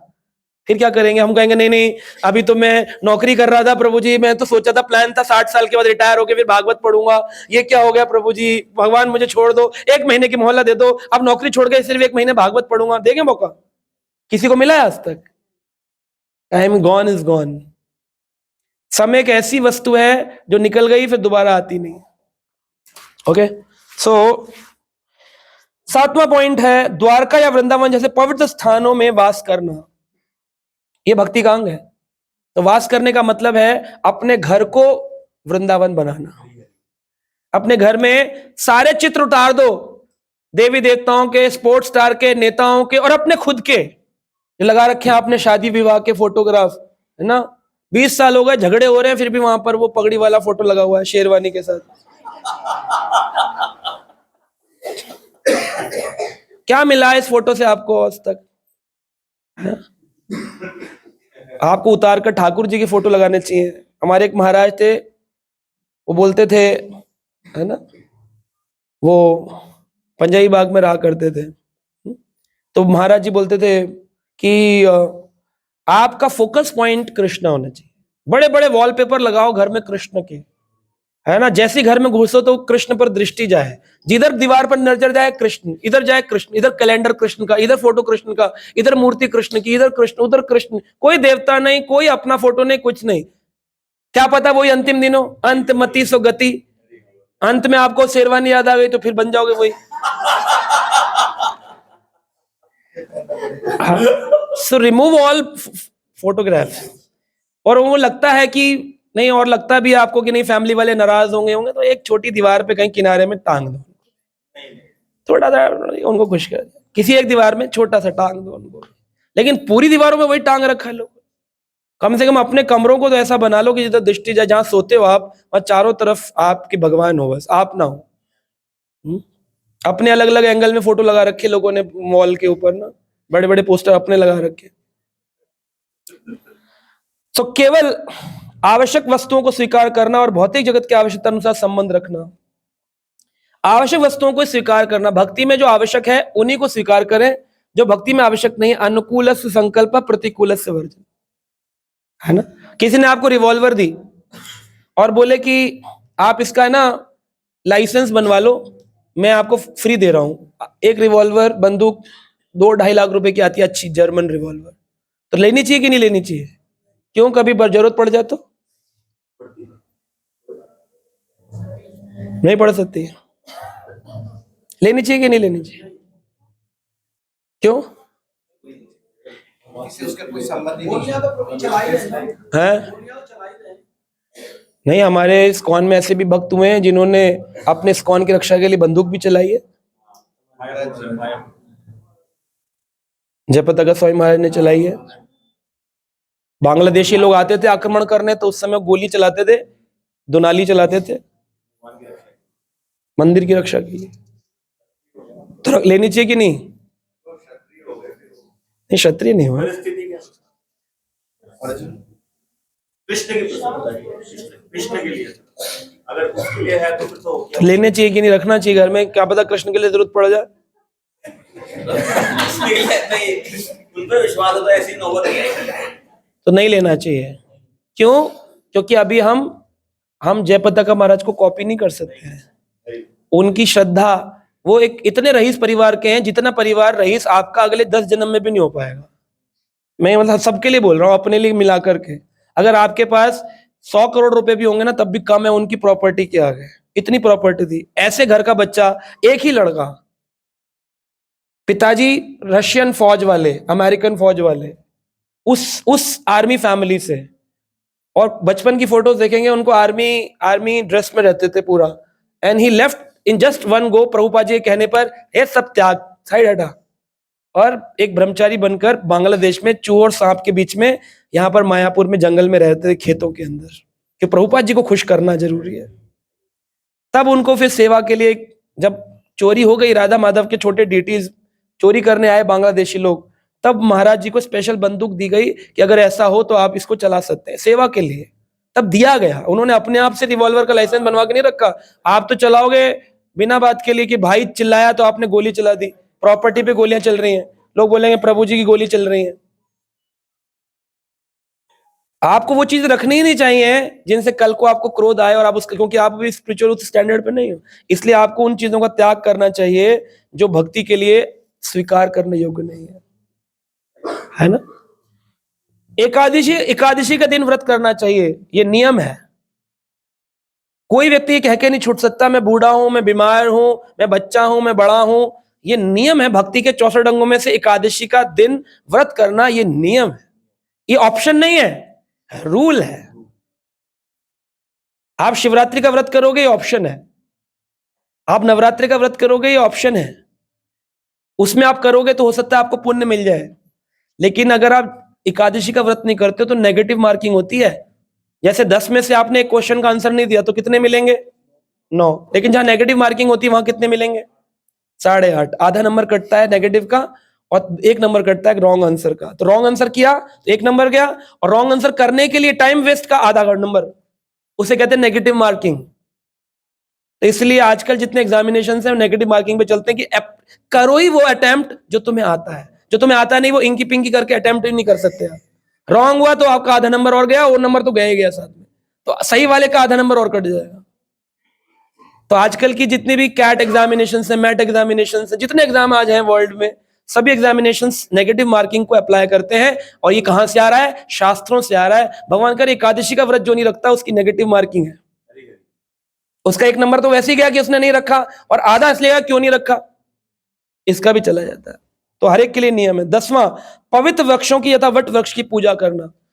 तो अभी एकादशी आने वाली है, जया एकादशी, उसमें आप सुनेंगे, उसकी महिमा कल आ जाएगी वीडियो, उसमें मैंने बताया है वट वृक्ष की पूजा करना कितना। वट वृक्ष इज विष्णु। भगवान गीता में कह रहे हैं कि बरगद का पेड़ वृक्षों में मैं ही हूं। तो वट वृक्ष को जब भी मिले तो प्रणाम करना चाहिए, वहां पर हाथ लगाकर एनर्जी लेनी चाहिए, विष्णु स्मरण करके उनको प्रणाम करना चाहिए। यह भी एक नियम है भक्ति का। काटना नहीं चाहिए, वट वृक्षों को लोग काट देते हैं। हाँ हाँ, काटना नहीं चाहिए, कभी भी भगवान है वट वृक्ष के रूप, उनकी पूजा करनी चाहिए। बरगद पेड़, banyan tree, never cut. If you can do pranam, it is very good. और यहाँ पे मेंशन नहीं है तो अब पेड़ तो बहुत सारे सम्मान पूजनीय, लेकिन यहाँ जो लिखा है उतनी चर्चा करेंगे। काटना तो वैसे किसी भी वृक्ष को नहीं चाहिए, क्योंकि सभी वृक्षों में जान है। जब अब उन्हें काटते हैं तो उनके रोने की ध्वनि है ना, जेसी बोस, जगदीश चंद्र बोस ने रिकॉर्ड करके कलकत्ता में रखी है कि जैसे इंसान को मारने पर दुख होता है ऐसे पेड़ को काटने पर वो रोता है ना। इसके अतिरिक्त कुछ आदेश, 10 आदेश और है। अब 10 लिख लिया आपने, अब 11वां आदेश, अभक्तों की संगति का दृढ़पूर्वक परित्याग करना। जो अभक्त है, जो भगवान की कृष्ण की भक्ति नहीं करता, उसका दृढ़तापूर्वक परित्याग। दृढ़तापूर्वक समझते हैं, डिटरमाइंड होकर के, हट, जो शाम का नहीं वो हमारे छोड़ सकते हैं। रिश्तेदारी छूटेगी, खून वाली छूटेगी, नहीं छूटेगी तो रह जाओगे अटक के संसार में। छोड़नी पड़ेगी। जो कृष्ण भक्त नहीं, या तो उन्हें भक्त बना दो प्रेम पूर्वक, और वो आपकी बात ना माने, 1 साल 2 साल 5 साल 10 साल कितने साल लटके रहोगे उनके चक्कर में, एक ना एक समय तो उनका त्याग करना ही पड़ेगा। तो जो अभक्त है, जो दोस्त है, जो समाज है, अगर वो आपसे लीन होता है, इंक्लाइंड होता है, प्रेम पूर्वक आप उन्हें प्रसाद खिलाते हैं, आपसे मित्रता का भाव रखते हैं, आपकी बात सुनते हैं, भले ही भक्त ना हो, एक दिन बनने की आशा है तो ठीक है, समय लगा रहे हो आप। लेकिन जो सुनने को तैयार नहीं, बात बात पे झगड़ा हो रहा है, इस साल भी झगड़ा, अगले साल भी झगड़ा, उस पर टाइम लगाना चाहिए। मेरे कुछ मित्र थे, मैंने उन पर समय लगाया, उनको मंदिर लाया, कथाओं में लाया, उसमें से कुछ आगे बढ़कर ब्रह्मचारी भी बन गए, आज मंदिर में ब्रह्मचारी हैं। वे भक्त मेरे मित्र थे, स्कूल फ्रेंड्स, मंदिर के ब्रह्मचारी, मेरे ही प्रवचन में पहली बार आए और बाद में जुड़ गए मंदिर में, उनको अच्छा लगा, ब्राह्मण दीक्षा भी हुई, पुजारी बन गए मंदिर में। आज भी याद करते हैं, तुम्हारे प्रवचन में आए थे, तुम ले गए थे हमको अपने साथ, मित्र थे। श्रील प्रभुपाद जी कैसे भक्त बने, उनका मित्र नरेंद्र उनको लेकर गया था। तो मित्र होना चाहिए, लेकिन जो सुने तो प्रभुपाद जी पहले मना कर रहे थे कि मैं नहीं जाऊंगा, लेकिन फिर भी वो खींच के लेके चलो। उल्टा डांगा जंक्शन में एक गुरुजी आए हैं, ये डिफरेंट है सारे साधुओं से। तो प्रभुपाद जी बैठ के सुने भक्तिसिद्धांत महाराज को, बोले पहली बार एक ऐसा आदमी मिला जिसके तर्कों का कोई उत्तर नहीं था मेरे पास, और मैं हारा हुआ महसूस कर रहा था। मैंने उसी दिन सोच लिया था इस व्यक्ति को अपना गुरु बनाऊंगा। हरी हरी। तो जो आपके साथ प्रवचन में आ रहा है, भक्ति नहीं कर रहा है, उसके लिए ठीक है, आप खींच सकते हो उसको 1 साल 2 साल 3 साल। लेकिन जो पहली बार में इग्नोर कर रहा है आपको, आपके कहने पर मांस नहीं छोड़ रहा, आपके कहने पर चाय नहीं छोड़ रहा, आपके कहने पर प्याज नहीं छोड़ रहा, कितने साल उसको टांग के रखोगे अपने साथ? तो ये नियम है अभक्त की संगति का दृढ़ता पूर्वक। तो इसका मतलब ये नहीं, रिश्ता तोड़ने का मतलब नहीं है कि रिश्ता तोड़ दो। मामा तो मामा ही रहेगा, चाची तो चाची रहेगी। उनके घर में लड़की की शादी, 2 मिनट के लिए खड़े हो गए, प्रणाम करके चले आए। ऐसा मत करो कि लड़की की शादी है तो मतलब फिर आप वही पुराने वाले बन गए, कह रहे प्रभु जी 3 दिन से माला नहीं हुई है, लड़की की शादी है, बहन की लड़की की। वहां क्या कर रहे हो तुम? वही पुराना काम, भौतिक संसार वाला। It means you are still associating with the material people. वो आपकी चेतना को खराब कर देगी पूरा। 12वां है भक्ति की इच्छा न रखने वाले व्यक्ति को उपदेश न देना। जिसके अंदर भक्ति की इच्छा नहीं है उसको उपदेश मत करो।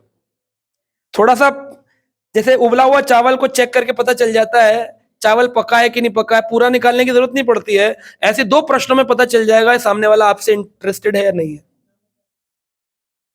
पता चल जाता है। नाम अपराध भी है। अश्रद्धालु व्यक्ति को हरि नाम की महिमा का उपदेश। लेकिन आप प्रचार तो करते हो, तो प्रचार किसको करते हो? ये जितने आए कौन है? श्रद्धालु तो हैं, तभी तो बैठे हैं 2 घंटे 3 घंटे।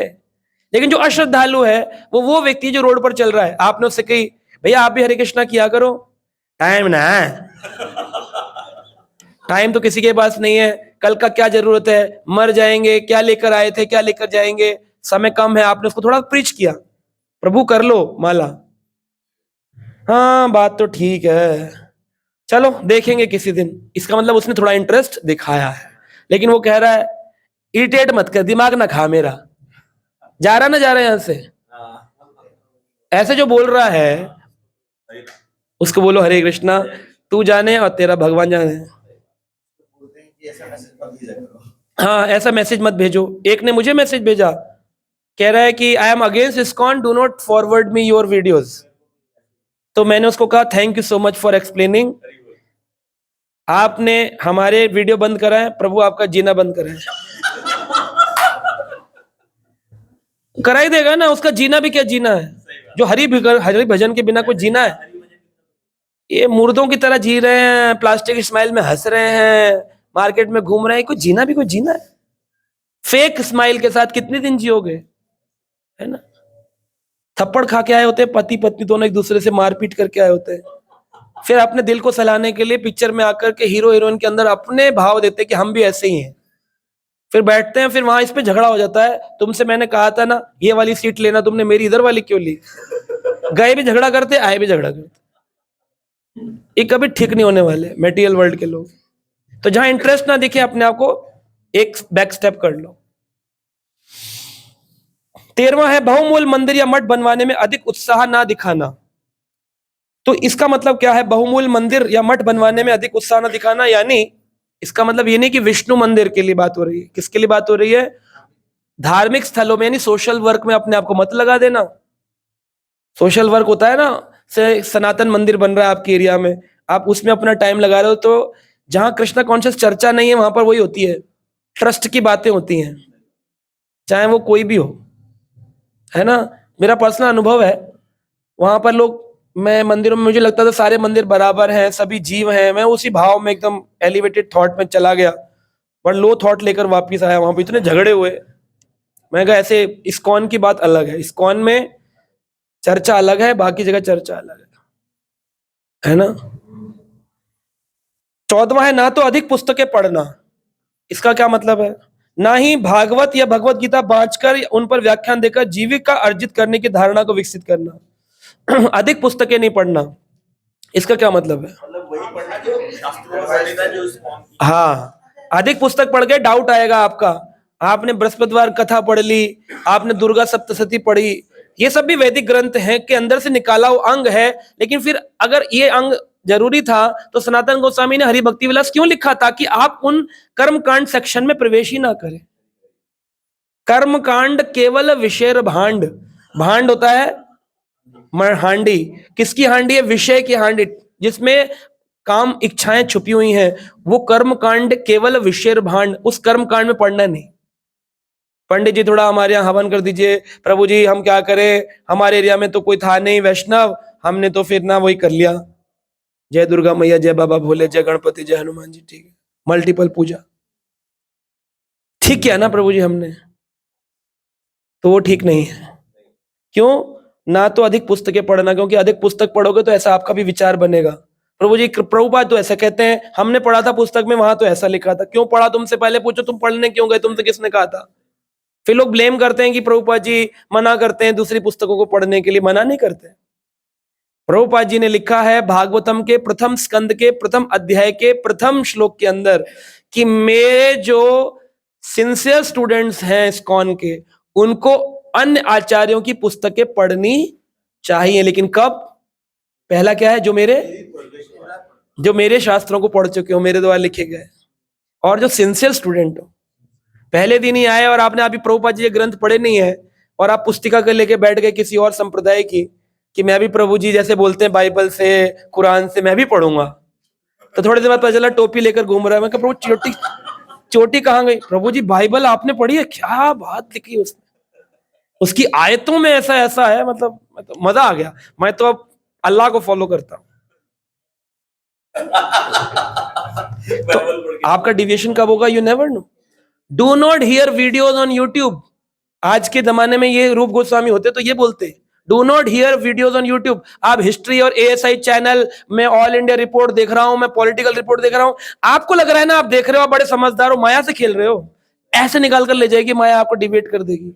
इसलिए बार बार बोला जाता है आप एक संप्रदाय में एक टीचर के अंडर में, लेकिन फिर भी बोलने पर भी लोग सोचते हैं अपना प्रमोशन कर रहे हैं, हमें फंसा रहे हैं अपने साथ, अपने व्यूअरशिप बढ़ा रहे, पैसे कमा रहे होंगे। क्यों? ये तुम्हें कैसे पता चला यूट्यूब से पैसे कमाते? क्योंकि तुमने यूट्यूब के और वीडियो देखे जहां ऐसा बोलते हैं लोग कि पैसे कमाए जाते हैं। ये मुकेश प्रभु बैठे, इनसे पूछो, ये चलाते हैं चैनल, कितने पैसे आते हैं प्रभु जी महीने के? 300 400 है ना, 400 रुपए, 300 रुपए, 200 रुपए। मीडिया तो वहां पे स्पिरिचुअलिटी एजुकेशन रिलेटेड कोई इसको पे नहीं करता। नहीं करते भी हैं तो बहुत माइनर सा पे होता है ना।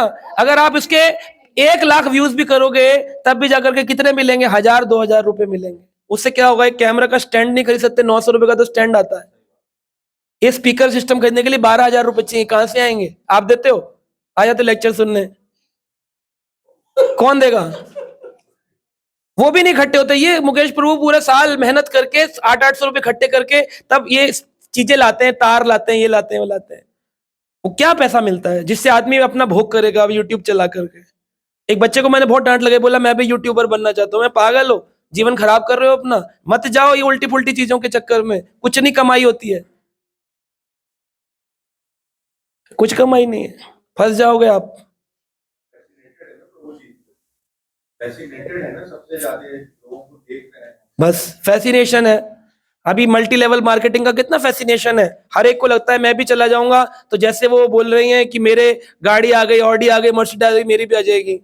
वहां पर अगर ऑडिटोरियम में 1000 लोग होते हैं तो 2 को पैसे का चेक मिलता है, बाकी जितने होते हैं 998 लोग वो दुख में ही होते हैं। वो देते रहते हैं सामान, मिर्ची मसाले टूथपेस्ट खरीदते रहते हैं जो उनको खुद को करने में अच्छा नहीं लग रहा होता है कि नहीं? खुद ही दुखी रहते बेचारे, मुझे फ्री में दे जाते हैं फिर गिफ्ट में, कह रहे प्रभु जी हमारे किसी काम के नहीं। ये तो एक और बैठे बैग वाले।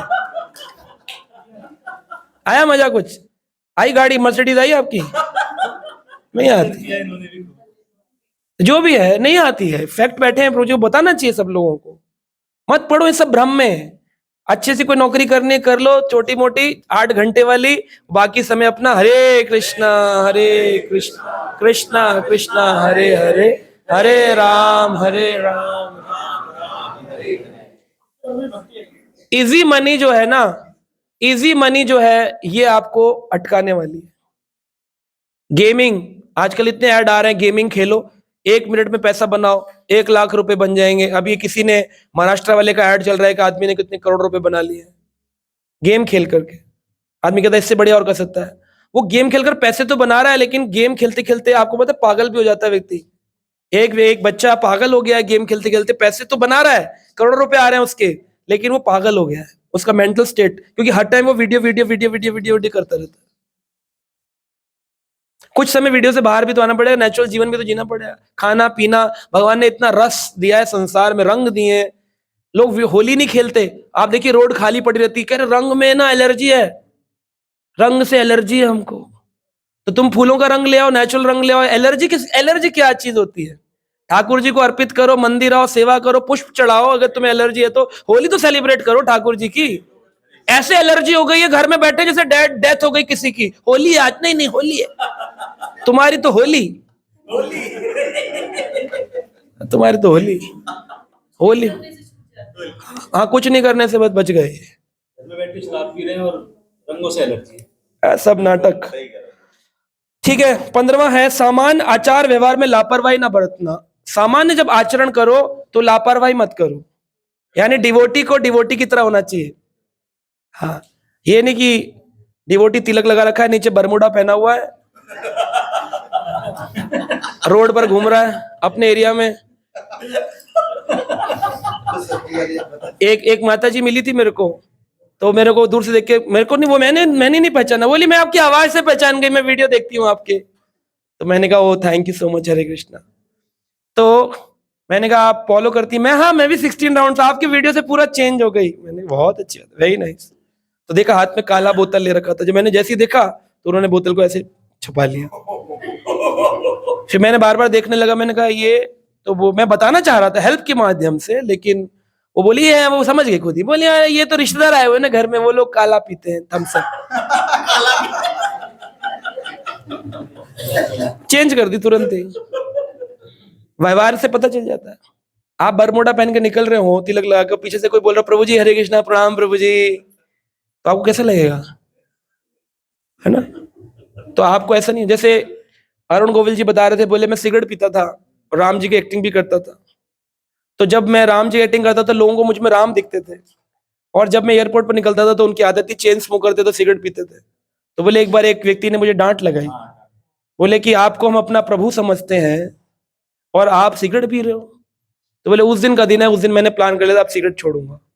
लेकिन पूरी रामानंद सागर की सीरियल बनी, जब तक वो राम स्टैब्लिश नहीं हुए तब तक वो सिगरेट पी रहे थे। सोचिए क्या आचरण था, क्या आचरण था। एक्टिंग करना अलग चीज है और खुद जीना अलग। आचरण। लेकिन उसके बाद उन्होंने छोड़ा, उन्होंने काम किया अपने ऊपर।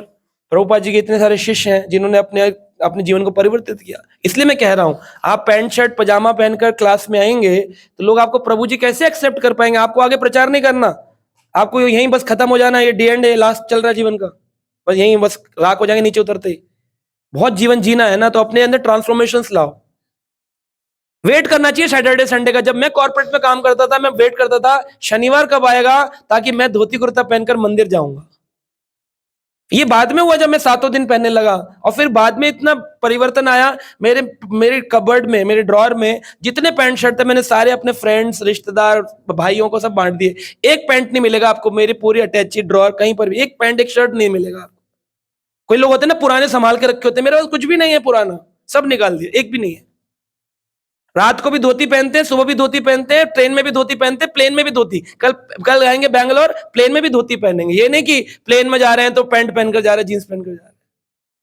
वहां कोई मिल गया फॉलोवर यूट्यूब वाला, कहेगा उसमें तो आप कथा करते हैं, यहाँ पे तो आप पजामा पहन के घूम रहे हैं। तो आपके व्यवहार में आपकी भक्ति होनी चाहिए। आप हमेशा नहीं कर सकते, तो कम से कम क्लास में तो तिलक लगा के धोती कुर्ता पहन के वैष्णव रूप में आना चाहिए ना। क्षति होने पर ना तो शोक प्रकट करना और ना लाभ होने पर हर्ष व्यक्त करना। अगर किसी चीज की क्षति हो जाए तो शोक व्यक्त नहीं करना, और लाभ होने पर हर्षित नहीं होना। अगर भक्त को 1 लाख रुपए मिल जाए तो खुश होता है कि नहीं? अगर हो रहा है तो उसको चेक करना चाहिए अपने आप को, मैं खुश क्यों हो रहा हूं। और गुम हो जाए 1 लाख तो बहुत ही दुखी होता है, तो उसको फिर दुखी भी नहीं होना है। सुख में फूलो नहीं, दुख में झूलो नहीं। सुख में फूलो नहीं, दुख में झूलो नहीं। 17वां है देवताओं का अनादर ना करना, यानी देवी देवताओं को अनादर भी नहीं करना है कि शिव जी और देवी जी और गणपति को आप उनका मजाक उड़ाएं।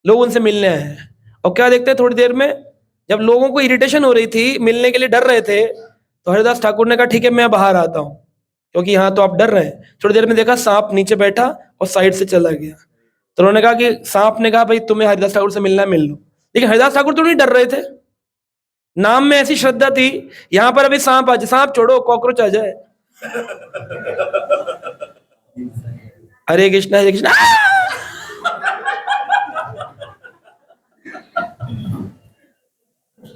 कहां गया आपका हरे कृष्णा? फेथफुल नहीं है ना, विश्वास नहीं ठाकुर जी। तो ऐसे संत आज भी, एक नहीं है, हजारों संत, हजारों की बात कर रहा हूं। चित्रकूट के गहन जनों में, वृंदावन के गहरे वनों में, आप तो अभी गए नहीं, आप तो खाली वही कॉन्क्रीट जंगल देखकर आते हो। इस्कॉन के आसपास का जो है, पेड़े खा के लस्सी पी के आ जाते हो, कपड़े खरीद के वहां पे, कौन सा बाजार, लोई बाजार से। आप अंदर जाएं, ऐसे ऐसे साधु हैं, इंजीनियर्स हैं, पढ़े लिखे थे, लेकिन उनको वैराग हो गया अपने जीवन से, भजनानंदी बनना था, और बोले हम प्रचार तो करना नहीं है, हम गुफा में बैठेंगे तो रहते हैं, कोई कपड़ा नहीं, कोई बैंक बैलेंस नहीं, जमीन में सोते, सर्दी के दिनों में जमीन पर ऐसे ही, सर्दी अभी पूरी सर्दी निकली, 2 महीने 3 महीने रहते। बहुत सारे मिलेंगे आपको साधु ऐसे, परिक्रमा लगा रहे गोवर्धन, रोज परिक्रमा, नित्य परिक्रमा लगाते गोवर्धन की। आप लोगों ने, आप सोचेंगे भिखारी हैं, बात करेंगे वो सारा शास्त्र का ज्ञान भी जानते हैं, ऐसे ऐसे श्लोक सुनाएंगे आपको गीता भागवत के। So life is like that, किसी भी जीव को कष्ट नहीं पहुंचाना चाहिए। भगवान का नाम कीर्तन करने या मंदिर में अर्चा विग्रह के पूजन में विविध अपराधों से बचना चाहिए। भगवान के, हमने ऑलरेडी पढ़े हुए फर्स्ट एपिसोड में, कि भगवान के विग्रह सेवा में 32 अपराध है, भगवान के नाम जप में 10 अपराध है, उन अपराधों से बचना चाहिए। 20वां है, भगवान कृष्ण या उनके भक्तों की निंदा को कभी नहीं सहन करना चाहिए। यानी अगर भगवान के भक्त कोई की निंदा की जा रही हो या भगवान की निंदा की जा रही हो, तो वहां पर सहन नहीं करना चाहिए। जैसे हनुमान जी ने राम जी की निंदा को सहन नहीं किया, अपनी निंदा तो सहन करनी चाहिए, लेकिन भगवान के भक्तों की, आपके गुरु की, आपके भगवान की कोई निंदा कर रहा हो, वो सहन नहीं करना चाहिए। तो 3 रास्ते हैं, या तो अपने प्रवचन से उसको चुप करवा दो, या तो स्थान छोड़कर चले जाओ, और उस रह गए अगर, तो फिर पानी में कूद के आत्महत्या कर। 3 रास्ते महाप्रभु ने बताया, या तो पानी में कूद जाओ, अगर आप नहीं कुछ कर पाए, बोले क्या करें, हम तो बोल भी नहीं पाए, सुनना भी पड़ गया, तो फिर पानी में कूद जाओ। तो पानी में कूदने वाला तो फिर प्रेत बन जाओगे, कोई आत्महत्या करोगे तो इससे बेटर है कि स्थान छोड़कर चले जाओ, या अपने शास्त्र को बेस इतना स्ट्रांग कर लो कि आपके सामने कोई टिक ना सके मायावादी। हाँ ठीक है, तो ये 20 हमने पढ़े। टाइम कितना हो गया? ठीक है, वी हैव मोर 15-20 मिनट्स, तो हम जल्दी जल्दी करते हैं। अब हम पढ़ेंगे 44 लगातार तेज गति में, 44। 20 आपने पढ़ ली, बेसिक से प्रमुख थे ये भक्ति के अंग। अब 44 तेज गति से पढ़ेंगे। पहला, शरीर पर तिलक धारण करना। डेली शरीर पर 12 तिलक लगाने चाहिए। कितने लोग लगा रहे हैं 12 तिलक रोज? दैट्स सो गुड, सब लगा रहे हैं, हरे कृष्णा। दूसरा, ऐसा तिलक लगाते समय शरीर पर कभी कभी हरे कृष्णा भी लिखा जा सकता है, तो कभी कभी आप स्टैंप बना सकते हो। टैटू नहीं करना चाहिए, टैटू इज अगेंस्ट शास्त्र। प्रभुपाद जी ने कभी टैटूइंग हरे कृष्णा नहीं अलाउ किया। क्यों? आप हरे कृष्णा लिख करके टॉयलेट जाओगे, बाथरूम में जाओगे, उसी गंदे मल त्याग को हाथ से धोओगे और उस पर हरे कृष्णा पे पानी डलेगा, तो भगवान के नाम में और भगवान में कोई भेद। उन टी शर्ट्स को नहीं पहनना चाहिए जिसपे हरे कृष्णा लिखा हो, उन साड़ी कपड़ों को नहीं पहनना चाहिए जिसपे हरे कृष्णा लिखा हो, उनको बाथरूम में ले जाकर धोना नहीं चाहिए। और पहना भी है बच्चों ने तो उसको बाथरूम से बाहर धोना चाहिए। जो चादर आती है, लोग फैशन में डाल तो लेते हैं हरे कृष्णा की चादर, हम भी डालेंगे, लेकिन उसको बाथरूम में नहीं धोना चाहिए। वॉशिंग मशीन अगर है उसमें धोना है तो बाथरूम से बाहर लाकर धोना चाहिए, बाथरूम में नहीं धोना चाहिए। जहां टॉयलेट होती हो वहां नहीं धोना चाहिए।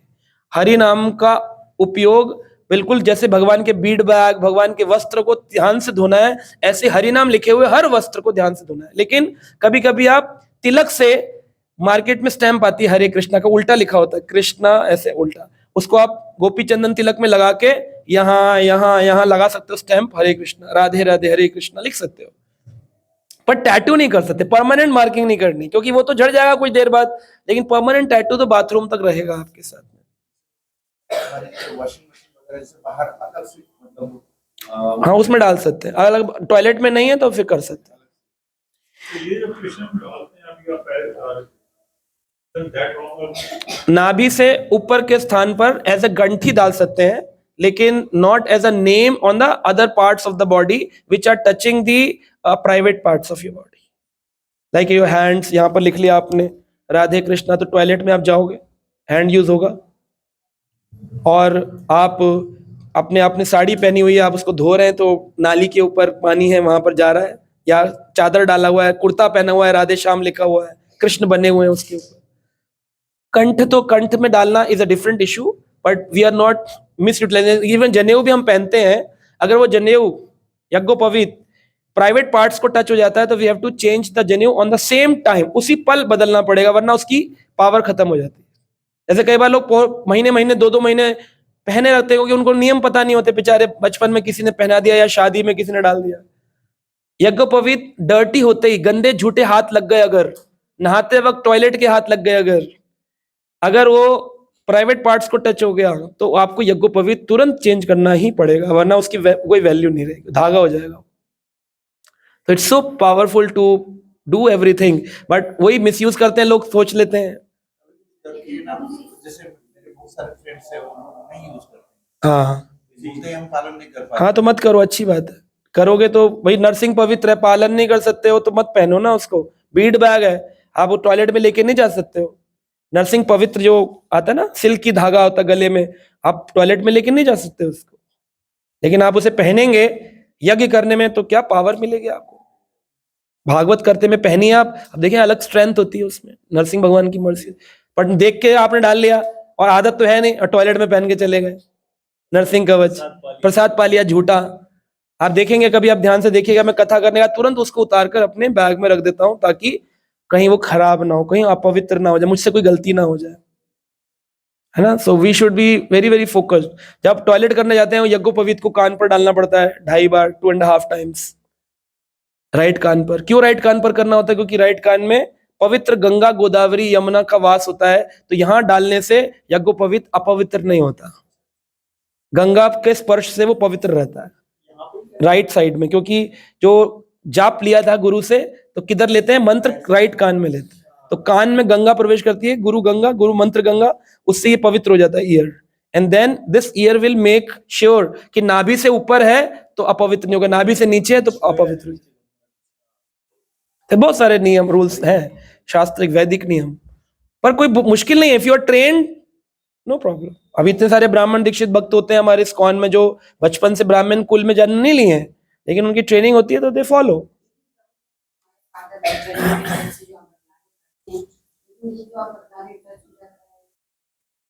चेंज करते हैं, जैसे कि 6 मंथ हुआ या शादी में किसी के चढ़ता जनेऊ। हाँ, लोगों को नहीं आइडिया है माता जी, तो उसके रूल्स फॉलो करने चाहिए।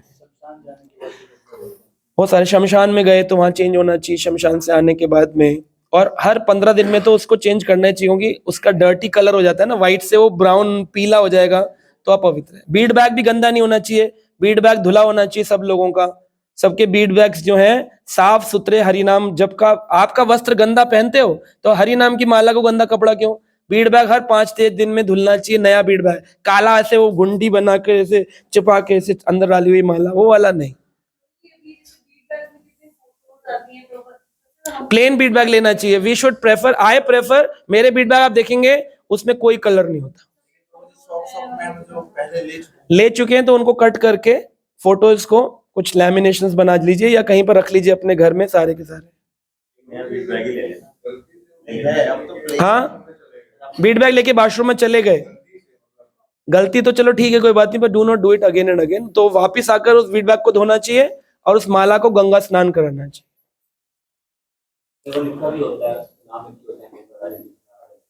हाँ, तो हमें वो बीड बैग्स नहीं लेने चाहिए। प्लेन बीड बैग्स देखिए ना, ये ऐसा प्लेन बीड बैग रखिए ना, क्या प्रॉब्लम है इसमें? इसमें कोई कपड़ा में नाम नहीं है, कुछ नहीं है, तो आप नहीं, क्यों जरूरत है चित्र की? आपको कपस ढकना ही तो है, रंगीन बनाने की जरूरत क्या है? नए लोगों को आकर्षण होता है, भक्तों को क्या आकर्षण है? उनका तो हरि नाम से आकर्षण है। तो अगर लिए तो उनका ध्यान रखिए, उनको वॉश करिए। अदर देन जैसे भगवान के वस्त्रों को धोते हैं, ऐसे ही बिल्कुल साफ स्थान पर, जहां पर भगवान के बर्तन धुलते हैं, भगवान की पोशाक धुलती, ऐसे स्थान पर धोना, बाथरूम में नहीं धोना होता। इधर उधर ना रखें बस। चलिए आगे बढ़िए फटाफट। आर्चा विग्रह तथा गुरु को अर्पित पुष्प एवं मालाओं को स्वीकार करें और उन्हें अपने शरीर पर धारण करें। कभी भी माला बिना भगवान को स्पर्श कराए कोई माला नहीं पहननी चाहिए। चाहे शादी में गए हो, चाहे पार्टी में गए हो, कोई बुके, कोई पुष्प अगर ठाकुर जी को या गुरु को अर्पित नहीं है, वो आपको माला या फूल स्वीकार नहीं करना चाहिए, है ना। अगर कोई डिवोटी हो, उसकी पत्नी भी उसे दे तो कहे पहले ठाकुर जी को लगा दे, फिर दे दे, फिर ले लो, डायरेक्ट मत दो, है ना। स्टेज के ऊपर जैसे मालाएं पहनाई जाती हैं, तो मालाओं को हमेशा पहले भगवान के फोटोग्राफ के चरणों में अर्पित करके चित्रपट या विग्रह को, फिर हमें उसका उपयोग करना चाहिए। चौथा है आर्चा विग्रह समझ नाचना सीखें। भगवान के आगे नाचना भी चाहिए। जो भगवान के आगे नाचते हैं उन्हें फिर संसार के आगे नाचना, लेकिन जो नहीं नाचते हैं उनको नाचना पड़ता है।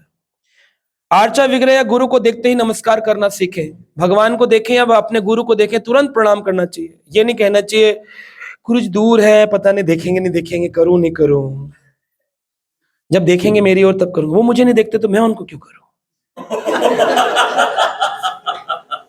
गुरु को तुरंत प्रणाम करना चाहिए देखते ही, वो आपको देखें ना, और भगवान को देखते ही प्रणाम करना चाहिए, है ना। छठा है भगवान कृष्ण के मंदिर में जाते ही खड़ा हो जाए। तो भगवान के मंदिर में जाते ही ये ना हो कि बैठ जाए किनारे, भगवान का पट बंद है तो लोग वेट कर रहे होते हैं, जब खुलता है तो लोग बैठे रहते हैं।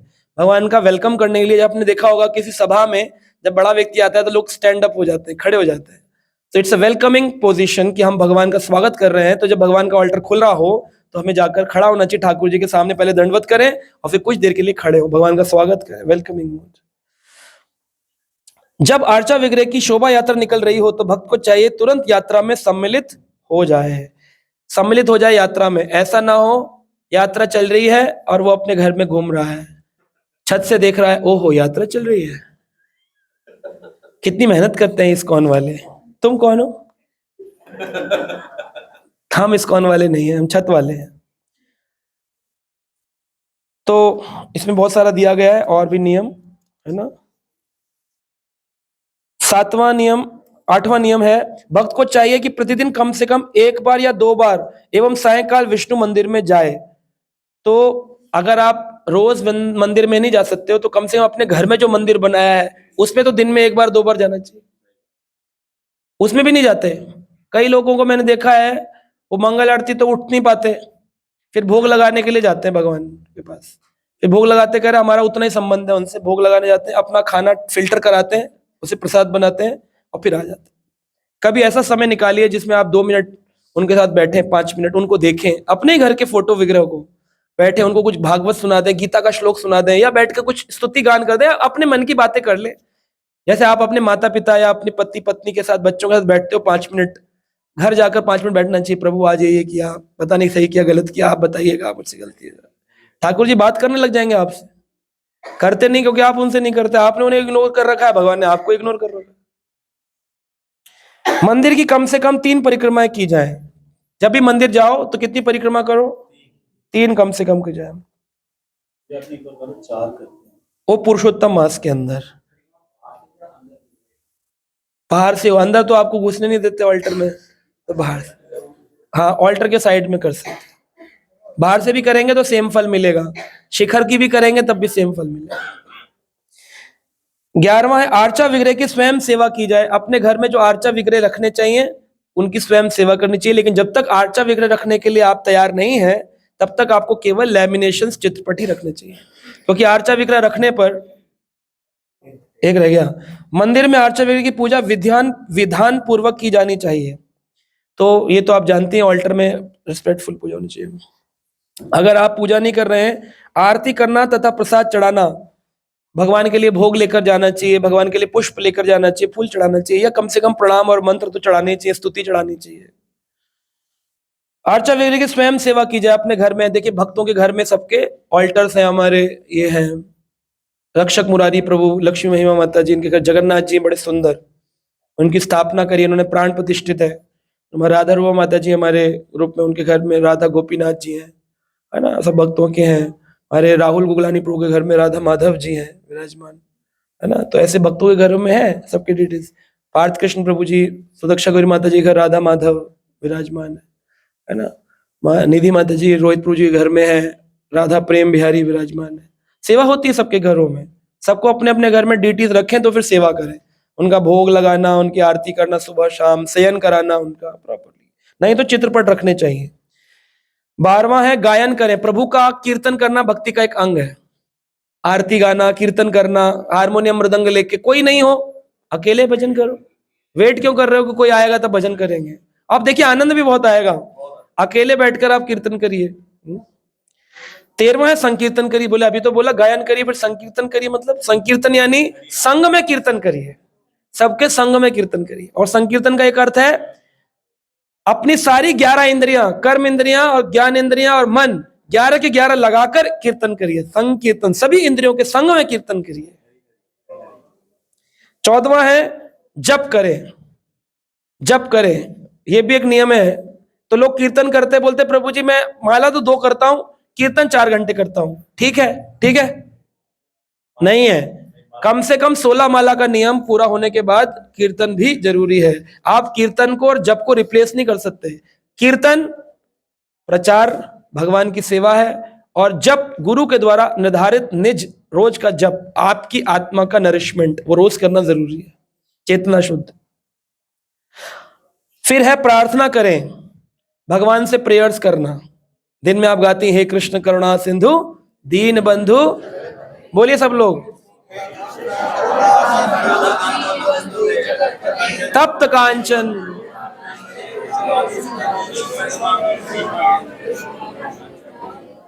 कुछ लोगों को नहीं आता, अभी वो चुप बैठे हैं मुंह बंद कर। जिनको नहीं आता उनको याद करना चाहिए। प्रार्थना नहीं करोगे तो ठाकुर जी आपको क्या समझेंगे, क्या बोल रहे हो तुम। मौन व्रत धारण ना करें भगवान के आगे। प्रसिद्ध स्तुतियों का पाठ करें। प्रसिद्ध स्तुतियां जैसे वैष्णव भजन और अष्टकम्स, और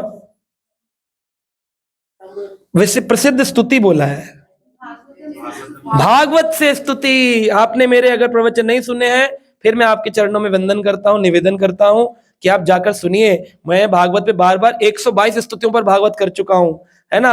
चल रही हैं जीव स्तुति, रुद्र स्तुति, कुंती स्तुति, इनके पाठ कहां से कहां तक श्लोक आपके भागवत में स्तुति है, उनको पढ़िए, सुनिए, समझिए और भगवान के आगे गाइए। ये भगवान बोल रहे, रूप गोस्वामी कह रहे हैं, ये भक्ति का अंग है, भागवत की स्तुतियां भगवान के आगे गाना। गीत अलग है, स्तुति, लेकिन गीत भी गाएं, स्तुति गाएं, अष्टक गाएं, जो भी गाना है, भजन गाएं, परंतु भगवान के आगे स्तुति भी गाएं। गुड़गांव वाली भागवत में 17वां है, इसके अंदर लिखा महाप्रसाद को ग्रहण करें। महाप्रसाद क्या होता है? वो तो प्रसाद होता है। सो जो प्राण प्रतिष्ठित विग्रह मंदिर में होते हैं, जैसे इस्कॉन द्वारका है, यहाँ जो विग्रह है, इनसे प्राप्त होने वाला प्रसाद महाप्रसाद कहलाता है। कौन सा? जो भगवान के भक्तों द्वारा डीटी किचन में बनता है, जहां पर ये माता जी लोग जाकर, हमारी सिंधुमती माता जी, नाम प्रिया चित्रा माता जी और लक्ष्मी माता जी, सुधीरा लक्ष्मी माता जी, ये लोग जो बनाती हैं, उस प्रसाद को जब भगवान को भोग लगाया जाता है, वो जब भगवान से आता है उसको कहते हैं, जो बनाने वाला कौन है? भक्त है। कितनी माला करता है? 16 करता है, साधना करता है। वो जब बनाता है और फिर विधि से बनाता है, फिर पुजारी उसको अनेक मंत्रों के साथ ठाकुर जी के प्राण प्रतिष्ठित विग्रहों को अर्पित करता है, वहां से प्राप्त होने वाला प्रसाद महाप्रसाद होता है। लेकिन जो अपने घरों में हम प्रसाद लगाते हैं, चित्रपट को लगाएं या विग्रहों को लगाएं, वो क्या होता है? केवल प्रसाद होता है। लेकिन कोई गुरुजन, जैसे हमारे गुरु महाराज या श्रील प्रभुपाद को अर्पित, अगर वो महाप्रसाद भगवान से आया और गुरुजन को प्रसाद अर्पित किया गया, तो वो क्या बन जाएगा? महाप्रसाद। महा तो 3 हो गए। एक हो गया प्रसाद, जो अपने घर में होता है वो क्या है? मंदिर से आया वो क्या है? और गुरुजनों से आया, क्योंकि गुरुजन क्या पाते हैं? जो महाप्रसाद होता है, तो उनसे जो बचता है वो क्या हो गया? महाप्रसाद। तो इस प्रकार से दास दासानुदास वाली भक्ति यहाँ चलती है, इसलिए प्रसाद महा होता चला जाता है। इसकी बहुत सुंदर सुंदर लीलाएं हैं, परंतु समय कम है तो हम आगे बढ़ रहे हैं। चरणामृत पान करें, रोज चरणामृत पान करें। रोज नहीं कर सकते तो जब मंदिर आए दर्शन करने तब चरणामृत का पान करें। और चरणामृत घर में भी कर सकते हैं, दुत्त लक्ष्मी का पान कर सकते हैं। दुत्त लक्ष्मी क्या है? गंगा जी, भगवान की दुत्त लक्ष्मी जो चरण से निकली है, चरण गंगा, उसको अमृत कहते हैं। तो चरणामृत वो पान कर सकते हैं। गंगा जल की कुछ बूंदें आप अपने आचमन पात्र में रोज 2 बूंद डालिए और ओम केशवाय जब करेंगे तो क्या किया आपने? चरणामृत पान हुआ कि नहीं हुआ? उसमें जैसे सारी नदियों को अगर आप मिलाते हैं तो उसमें गंगा जी को मिलाना नहीं, तब नहीं मिलाना है। अगर आपके पास गंगा जल है तब मंत्र बोलने की जरूरत नहीं है, जब मंत्र बोल रहे हैं तो गंगा जल मिलाने की जरूरत नहीं है, दोनों अलग अलग है। ठीक है, इफेक्ट इज सेम। यस। आर्चा विग्रह पर अर्पित धूप तथा पुष्पों को सूंघे। जब भी पुष्प सूंघे ठाकुर जी को अर्पित, उनको जरूर सूंघना चाहिए। तुलसी के पत्र मिले उसको खाने से पहले सूंघना चाहिए। आर्चा विग्रह के चरण कमल का स्पर्श करें। आर्चा विग्रह के चरण कमलों को स्पर्श करें। भगवान के जो चरण है आपके घर में, एटलीस्ट उनका तो स्पर्श कर ही सकते हैं। रोज ठाकुर जी के चरणों का स्पर्श करना चाहिए। रोज सुबह उठ करके ऐसे करके, ऐसे राधा रानी के हिसाब से कृष्ण ऐसे क्रॉस करके, डायरेक्ट नहीं, because we can't directly go towards Krishna, तो वी फॉलो चरण स्पर्श कर ठाकुर जी के। डायरेक्ट नहीं होता है। ये डायरेक्ट नहीं है, cross, this hand is crossing, paying obeisances हो गया ना, पेइंग ओबीसेंसेस। तो हम भगवान को कभी भी डायरेक्ट फॉलो नहीं करते हैं, हम कभी ऐसे प्रणाम नहीं करते, जय वो राधे गोविंद ऐसे नहीं करते, हम ऐसे करते राधे, हार्ट वाली साइड से प्रणाम करते हैं हमेशा। तो हमारा सिद्धांत है दिल देना है ठाकुर जी को। जब गोपियां देखी कि अक्रूर जी रथ पर बैठा करके कृष्ण बलराम को ले जा रहे हैं, तो गोपियों ने कहा रुक जाइए अक्रूर जी, आप अक्रूर नहीं आप क्रूर हैं, जो आप हमारे प्राण प्राणेश्वर कृष्ण को वृंदावन ले जा रहे हैं, मथुरा ले जा रहे हैं। तो उन्होंने सुनी नहीं, अक्रूर जी, कृष्ण बोले चलो चलो, ये तो घाती रथ इनका रोज का है। तो तेज तेज जब चलाने लगे तो गोपियां भागी पहले रथ के पीछे, और इतनी तेज गति से कुछ गोपियां उनके आगे जाकर लेट गई। कैसे लेटी? रथ चल रहा था, ऐसे लेटी। इसका क्या अर्थ होता है? जब कभी सरकार चक्का जाम करती है, देखते हैं कि भाई लोगों ने आंदोलन कर दिया है, ट्रेन चक्के जाम हो गए, तो कैसे लेटते हैं लोग ट्रेन के ट्रैक पे? ऐसे, ताकि ट्रेन हमारे ऊपर से लेकर जाओ। इसका मतलब ये होता है, या हमारी मांगे पूरी करो। तो गोपियों ने क्या कहा, या तो इस रथ को हमारे ऊपर से लेके जाओ, या तो फिर हमारी मांगे, क्या मांग थी उनकी? कृष्ण को वृंदावन में छोड़ जाओ। तो हम लोग जब भगवान के आगे लेटते हैं तो खाली लेटना कोई ऐसी फिजिकल एक्सरसाइज नहीं है। It has a tendency that we are the following gopi path and we are surrendering to Krishna. ओ कृष्णा, आप रथ को रुक जाइए, अपने कुछ देर मेरे जैसे पतित पर उद्धार करिए, मेरे पर उद्धार करिए, अपने चरण मेरे पर रखिए। तो अपने इन हाथों से जब आप ऐसे प्रणाम करते हैं, स्पर्श फील करना चाहिए ठाकुर जी के चरणों का, ठाकुर जी के चरण फील करने चाहिए। किया आप लोगों ने? लेट जाते थके हुए, गिर गए धम से, आंख बंद करके पड़े रहे 2 मिनट, फिर खड़े हो गए, बोले हो गया प्रणाम। नहीं, फील करना चाहिए, हाथों से, मुख से मंत्र बोलने चाहिए, और आंखों से चरण पद पर दृष्टि डालनी चाहिए। ठाकुर जी के चरण है मेरे सामने, गुरु जी के चरण है मेरे सामने, इस भाव से प्रणाम किया जाता है। आप पढ़ेंगे जब अष्टांग में, अष्टांग प्रणाम में 8 अंग लगते हैं हमारे शरीर के, तो उनमें सष्टांग या अष्टांग या दंडवत प्रणाम, साष्टांग अष्टांग भी कहते हैं, सष्टांग भी कहते हैं और दंडवत भी कहते हैं। तो अष्टांग में कौन से 8 अंग लगते हैं? कौन कौन से अंग हैं? 2 पैर, 2 हाथ, माथा, छह वक्ष, कितने हो गए? 4।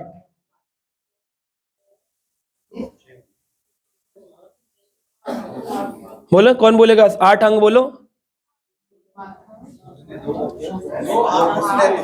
है? हाँ, 2 हाथ, 2 पैर, वक्षस्थल, वैसे तो कान मुंह सब लगा लोगे, 8 ही करने, सॉन्ग थोड़ी लगाने, 8 ही लगाने। पैर और 2 हाथ 2 पैर। हाँ है, वो बता रहे, देवानंद मुरारी प्रभु। अच्छा, नहीं स्पर्श तो होना चाहिए। अंग कौन कौन से लगते हैं? 8 का काउंट कराइए। हाँ,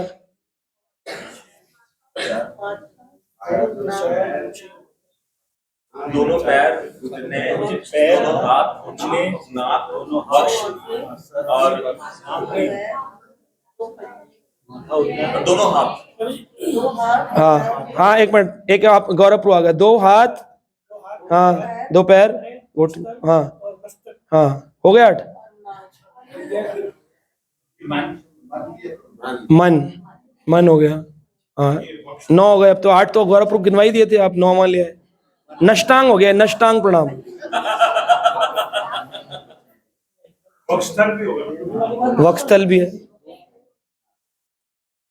हाँ नवीन प्रभु बता दो, आप बता दो, आप बता रहे उनको मत बताओ, मुझे बताओ ना। हाँ पैर, घुटना, 1 2 3 और स्टमक और माथा। स्टमक और तो पंचांग हुआ 8। पंचांग में 5 ही अंग होते हैं। तो ये तो 5 ही तो बोले आपने, 8 बताओ ना। उसी में मैं हाँ बताओ, ये हमारे जदुनंदन प्रभु बताए, जादूनंदन। 2 हाथ, 2 पैर, 4 उंगली। हाँ अच्छा ये 4 हो गए। हाँ वक्षस्थल 5, हाँ माथा 6, मन 7, नाभि, नाभि लगाते हो ऐसे ऐसे करके। अच्छा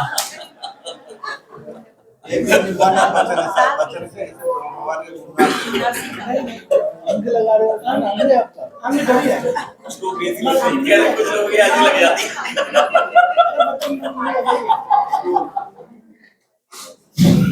पढ़ो पढ़ो पढ़ो, वैष्णव सदाचार पढ़ो, भागवत पढ़ो, कुछ तो पढ़ो, पता चले। पंचांग में 3 नहीं होते ना, वक्ष नहीं होता, स्टमक नहीं होता।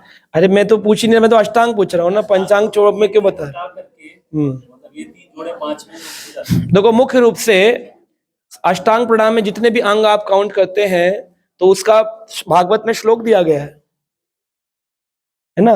2 पंजे 1 में काउंट होते हैं, 2 में नहीं काउंट होते। जानुभ्याम 2 जंघाएं, फिर 2 हाथ, ये 1 ही में काउंट होता है। 3 फिर वक्षस्थल, 4 मस्तक, 5। अब 3 बचे, 3 में क्या है, नेत्र, यानी आंखों से मैंने बोला बंद नहीं होनी चाहिए, अगर बंद है तो वो एक अंग कट गया, आंखें खुली होनी चाहिए। फिर 7वां है वाणी, मंत्र बोलना चाहिए, हे कृष्ण करुणा सिंधु दीन बंधु, ये अंग है मुख। और 8वां है मन, मन लगा। तो 3 अंग सबसे मुख्य हैं इसके, वाणी, मन और नेत्र। ये नाभियां लगा रहे हैं अपनी।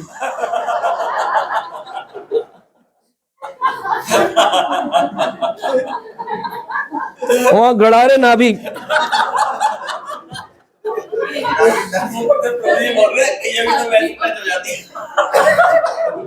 ठीक है, ऐसी पंचांग प्रणांग में 2 अगर माइनस है तो माताओं के लिए भी 3 ये मुख्य हमेशा रहेंगे, नेत्र, वाणी और मन। बाकी आपका घुटना लग गया और हाथ लग गए, तो ये 2 हो गए, बाकी 3 मुख्य हैं, ये मुख्य हैं। बाकी अंग आप हाथ पैर पेट जितना काउंट करते रहिए, लेकिन मुख्य है मन, वाणी और नेत्र। ये 3 अंग तो कभी भूलने नहीं चाहिए, इसी से प्रणाम होता है मेन।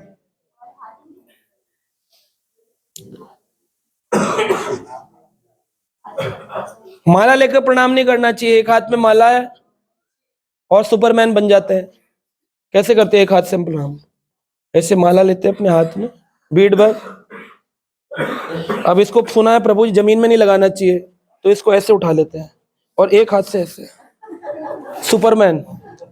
तो एक हाथ से नहीं करना चाहिए, दोनों हाथ से इसको कहीं रख देना चाहिए, तो बैग में या तो फिर किसी ऊंचे स्थान पर टांग दें या किसी डिवोटी को पकड़ा दें, फिर प्रणाम। पीछे करके कर सकते हैं, लेकिन बेटर है कि दे दें किसी। मायापुर में मैंने सीखा था, वो यहाँ रख लेते हैं माला को। हाँ वो ठीक है, लेकिन दिस इज नॉट अ वैष्णव सदाचार। माला को कहीं राइट साइड में रख दीजिए और उसके बाद नीचे प्रणाम करिए। वहां पे डोनेशन बॉक्स पे रख सकते हैं, किसी डिवोटी को दे सकते हैं, है ना। कहीं भगवान के ऑल्टर पे टांग सकते हैं साइड में, बच जमीन हैंड बैग में रख सकते। हाँ गले में नहीं, गले में तो भी जमीन में लगेगी ना। तो जब इसलिए वो कई लोग जब प्रणाम करते हैं तो ऐसे हाथ में पकड़ लेते हैं ऊपर की तरफ। हाँ तो वो गलत है ना, वो ऐसे फिर वो सुपरमैन बन जाते हैं, वो भी गलत है। बीड बैग को साइड में रख के करना है, सिंपल सी बात है। बीड बैग को साइड में रख के प्रणाम करना है, उसके साथ खिलवाड़ नहीं करना है, हनुमान नहीं बनना है, सुपरमैन नहीं बनना है। आपको बीड बैग को साइड रखना है, प्रभु की प्रसन्नता के लिए हाथ आगे करके प्रणाम करना है। अभी तक मंदिर में ऐसा किसी को देखा ही नहीं कि फीडबैक साइड रख के प्रणाम। हाँ तो किसी नहीं सुना होगा किसी ने इस क्लास को, आप सुन रहे हो, आप मत करना आगे से। सबकी गारंटी तो मैं नहीं लेता ना। ठीक है, अर्चा विग्रह पर अर्पित धूप पुष्पों को सूंघे, अर्चा विग्रह के चरण कमल को स्पर्श करें, अर्चा विग्रह का भक्ति पूर्वक दर्शन करें। दर्शन कैसे करें, पहले चरणों का, फिर ऊपर जांघों का, फिर नाभि का, फिर वक्षस्थल का, फिर हाथों का, फिर गर्दन का, फिर मुख का, फिर मुकुट का, वापिस से बताने का समय कहाँ माता जी? इसका एक वीडियो है पूरा, भगवान को प्रणाम कैसे करें, सुन लीजिएगा, उसने पूरा फोटो के साथ समझाया गया है। ठीक है। समय समय पर आरती करें। घर में 3 आरती होती हैं, सुबह, दोपहर और शाम। दोपहर की नहीं कर सकते तो कम से कम सुबह, शाम की नहीं कर सकते तो कम से कम सुबह की भी नहीं कर सकते तो मंदिर मत बनाओ घर में। अगर मंदिर बनाया है घर में, ऑल्टर में फोटो लगी है भगवान की, तो सुबह की आरती, दोपहर की आरती, शाम की आरती। मिस करने का सीक्वेंस क्या है? पहले दोपहर की मिस कर सकते हो अगर आप ऑफिस गए हो, फिर मिस करनी है, नहीं हम घर में आ पा रहे तो शाम की मिस कर सकते हो, लेकिन सुबेरे की मिस नहीं करनी। कम से कम 1 आरती तो ठाकुर जी को दिन में करनी चाहिए। 2 करेंगे बहुत अच्छा है, 3 करेंगे बहुत अच्छा है, 4 करेंगे कि दर्शन आरती भी कर रहे हैं तो और भी अच्छा है। घर में परिक्रमा करना हो, दीवारों में ज्यादातर हमारा तो सामने खड़े होकर 3 बार घूम जाए। ठीक है। श्रीमद् भागवत गीता और भागवतम अन्य ऐसे ग्रंथों को भगवान तथा उनकी लीलाओं के विषय में श्रवण करें। भगवान की कथाओं का श्रवण करना ये भक्ति का एक अंग है। ये कोई ऐसा नहीं है मन किया तो कर लिया, नहीं किया तो नहीं किया, ये नियम है। आर्चा विग्रह से अनुग्रह करने के लिए प्रार्थना करें, भगवान मुझ पर कृपा करें, इसके लिए भगवान से प्रार्थना करें। आर्चा विग्रह का स्मरण करें। आपको सदा अपने विग्रहों का स्मरण होना चाहिए। तो उनकी, आप दुनिया जहान की फोटो लगाते हो ना, अपने घर के आर्चा विग्रह की फोटो लगानी चाहिए मोबाइल में, अगर लगानी है तो उनका स्मरण हमेशा, क्योंकि वो ऐसे ठाकुर हैं जिनको आप नित्य देखते हो, जिनको आप सुबह शाम देखते हो, तो इसलिए उनका फोटो आपके मोबाइल में हो तो बहुत अच्छा रहेगा, उनका स्मरण बना रहे आपको, है ना। और या फिर अगर नहीं घर में है तो फिर जिस मंदिर में सेवा करते हो उस मंदिर के फोटो रखो ताकि वो स्मरण बना रहे कि रुक्मणी द्वारकाधीश। जगह जगह की फोटो रोज चेंज करते रहते हैं ना लोग, कभी इधर डाउनलोड मार लिया कभी उधर लिया, वो फिर स्मरण में एक विग्रह नहीं रहेंगे। तो एक स्वरूप ऐसा हो कि वो जैसे बच्चा होता है ना, उसका एक स्वरूप होता है हमारे दिमाग में, हमारा बच्चा है, ऐसे ही हमारे ठाकुर हैं, वो एक स्वरूप बना लेना चाहिए और फिक्स उसका स्मरण करते रहना चाहिए। आर्चा विग्रह का ध्यान करें। तो स्मरण, जब ध्यान करेंगे आर्चा विग्रह का, डीटीज का दर्शन करने आएंगे, उनके पूरा अंग देखेंगे ध्यान से, तो ध्यान होगा उस पर। स्वेच्छा से सेवा करें। अब ये तो बड़ा मुश्किल है, स्वेच्छा से तो कोई करता नहीं है। जब मैं इतना मैसेज भेजता हूं तब जाके 2-4 मैसेज लिखते हैं। भगवान का ध्यान अपने सखा के रूप में करें। भगवान सखा के रूप में मतलब कि सहजिया नहीं बनना है, सखा के रूप में यानी भगवान हमारे सुहृद है, फ्रेंड है हमारे। भगवान कहते हैं सुहृदम सर्वभूता नाम, मैं तुम्हारा मित्र हूं। तो मित्र का स्मरण कैसे करना चाहिए? मित्र भाव से। अपनी हर वस्तु भगवान को अर्पित करें। हर वस्तु, समझ रहे हैं आप? हर वस्तु, कपड़े, भोजन, पैसा, धन, शरीर, समय, सब कुछ भगवान को अर्पित करें। अपनी मनपसंद वस्तु या भोजन या वस्त्र भेंट करें, या अलग से भी लिखा है अपनी वस्तु भोजन ठाकुर जी को भेंट करें। कृष्ण के लिए सारे कष्ट झेलें और हर प्रयास करें। कृष्ण के लिए सारे कष्ट, ऐसा नहीं होना चाहिए ज्यादा कष्ट हो तो कंफर्टेबल होने के लिए बोले कृष्ण झेलें, हम क्यों झेलें, हम नहीं झेलेंगे। कृष्ण के लिए कष्ट झेलें। हर हालात में शरणागति बनी रहे, कैसे भी हालात हो। अर्जुन का पुत्र मरा तो उनकी शरणागति घटी, 10वें दिन पुत्र मर गया था लेकिन 11वें दिन फिर से युद्ध के लिए सेवा में, शरणागति बनी रही। तुलसी के पौधे को सींचें। अपने घर में तुलसी का पौधा लगाएं, उसको पानी दें, सींचन करें।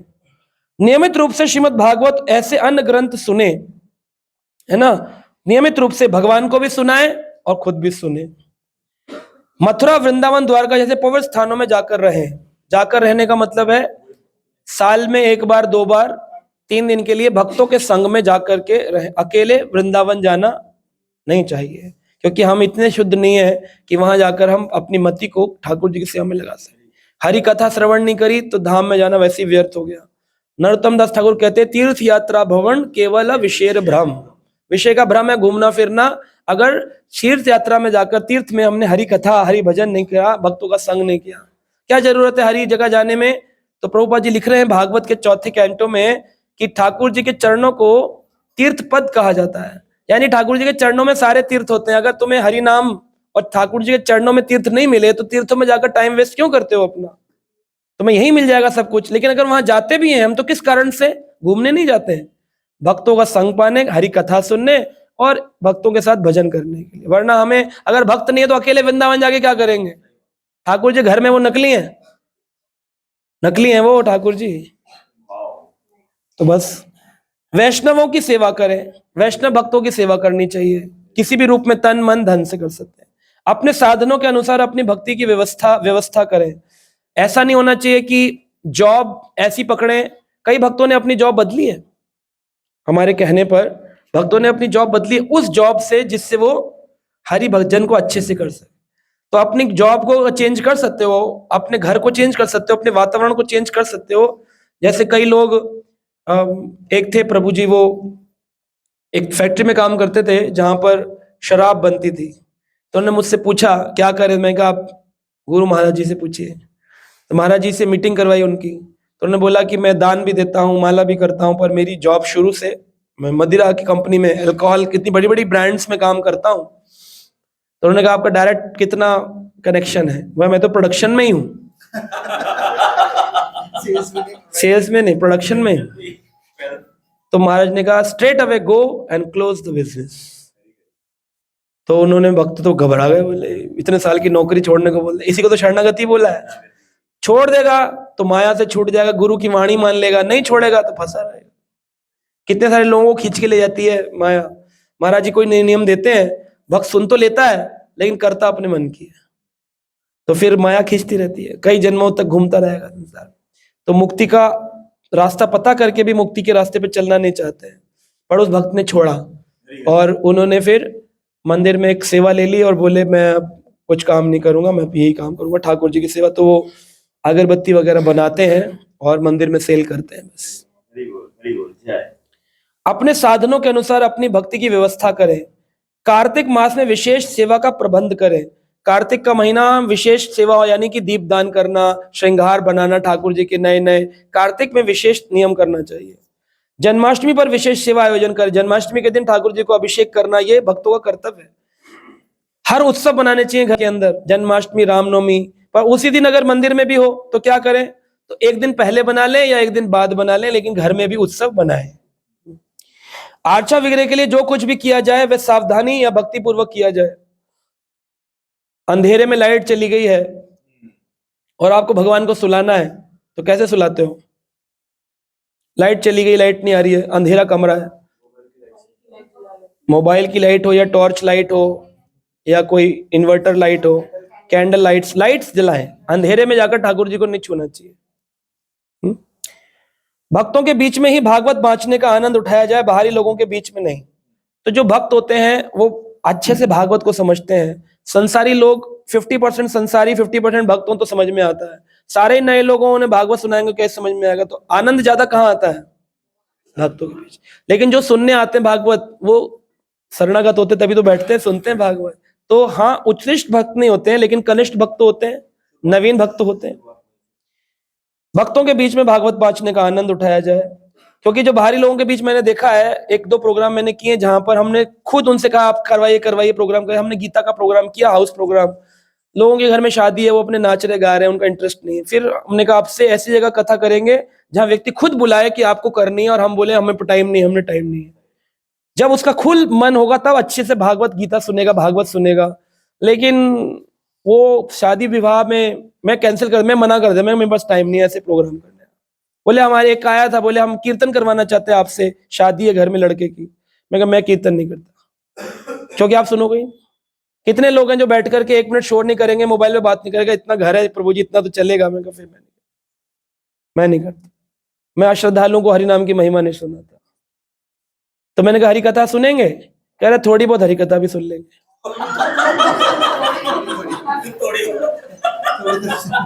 मैं थोड़ी तो मैं करता ही नहीं हूं। तो भक्तों के बीच में भागवत बांचे। अधिक बड़े चढ़े भक्तों की संगति करें। जो आपसे वरिष्ठ भक्त हों उनकी संगति भी करनी चाहिए, उनके साथ टाइम स्पेंड करना चाहिए, उनको घर में इनवाइट करें, उनके साथ बैठे, कैसे भी करके वरिष्ठ भक्तों का संग उनसे सीखें और उनके बताए रास्ते पर चलें। भगवान के पवित्र नाम का कीर्तन करें, ये तो आप जानते ही हैं, हरि कीर्तन करना चाहिए। और मथुरा में वास करें, ये तीसरी बार आया है। इसका अर्थ ये नहीं है मथुरा में जाकर रहने लगे, इसका अर्थ है कि जहां रहें उसको मथुरा बनाएं, वृंदावन बनाएं, अपने घर में लड़ाई झगड़ा ना करें, कृष्ण को केंद्र बनाएं और अपने हृदय में वृंदावन बनाएं, प्रभु के प्रति प्रेम जागृत करें। इस तरह कुल मिलाकर 64 विधान होते हैं। किंतु जैसे ही उल्लेख किया जा चुका है, इनमें प्रथम 10 मूल है। पहले जो गुरु की शरणागति है वो मूल है। आप वृंदावन तो घूम रहे हो, गुरु की शरणागति नहीं कर रहे हो, गुरु को आपने त्याग दिया है। फिर 10 गौण नियम है, पहले मुख्य है, फिर 10 गौण है, 20। इसके बाद अन्य 40 कार्य करते हैं। 40 तभी काम करेंगे, कीर्तन तब काम करेगा जब गुरु की शरणागति होगी। सीक्वेंस वाइज है, 40 तब काम करेंगे, 44 जब पहले 20, पहले 10 मुख्य हैं, उसके बाद 10 गौण हैं, उसके बाद 40 44 अन्य कम काम करेंगे जब पहले 10 होंगे। हमने गुरु की शरणागति नहीं है, गुरु के प्रति कोई प्रेम नहीं है, अपने घर में श्रृंगार कर रहे ठाकुर जी का, है ना, पीली तेरी पगड़ी है, रंग तेरा है काला, उठो मेरे नंद लाला, नाचोगे तो क्या होगा, फिर कुछ नहीं होगा। इस तरह वैधि भक्ति संपन्न करने के लिए कुल मिलाकर 64 बातें रूप गोस्वामी ने बताई हैं। इनमें से 5 अत्यंत महत्वपूर्ण है। पहले बताया था, पहले दिन में 5, 64 में से सबसे महत्वपूर्ण कितनी है? पंचंगा भक्ति कहते हैं उसको, 64 अंगा से पंचंगा। पहली है अर्चा विग्रह की पूजा, दूसरी है भागवत का श्रवण, तीसरा है भक्तों की संगति, चौथा है संकीर्तन और 5वां है मथुरा में वास। यानी जब भी जाएं भक्तों के संग में जाएं, अपने घर को वृंदावन बनाएं और तीसरी बार अपने हृदय को वृंदावन मथुरा बनाएं। भक्ति की इन 64 बातों में हमारा मन, वाणी, शरीर से संबंधित सारे कार्य सम्मिलित हैं। जैसे कि प्रारंभ में कहा जा चुका है, भक्ति के विधानों का आदेश है हमारी सारी इंद्रियां भगवान की सेवा में लगाई जाएं। वह किस प्रकार सेवा में लगाई जाए इसका वर्णन 64 बातों में किया गया है। अब रूप गोस्वामी विभिन्न शास्त्रों से प्रमाण देकर इनमें से अनेक बातों की प्रामाणिकता की पुष्टि करेंगे। अब आगे जो भक्ति का प्रोसेस चलेगा, अगले 51 अध्याय इन्हीं 64 अंगों को डिटेल में एक का एक्सप्लेनेशन करेंगे, कैसे करना चाहिए, गुरु की शरणागति कैसे करें, आरती कैसे करें, मथुरावास का भाव कैसे लाए, श्रवण को कैसे इंप्रूव करें, इसी का वर्णन आगे। तो ये बहुत इंपॉर्टेंट चैप्टर है, 64 लिम्स ऑफ भक्ति, भक्ति के 64 अंग। हरे कृष्णा।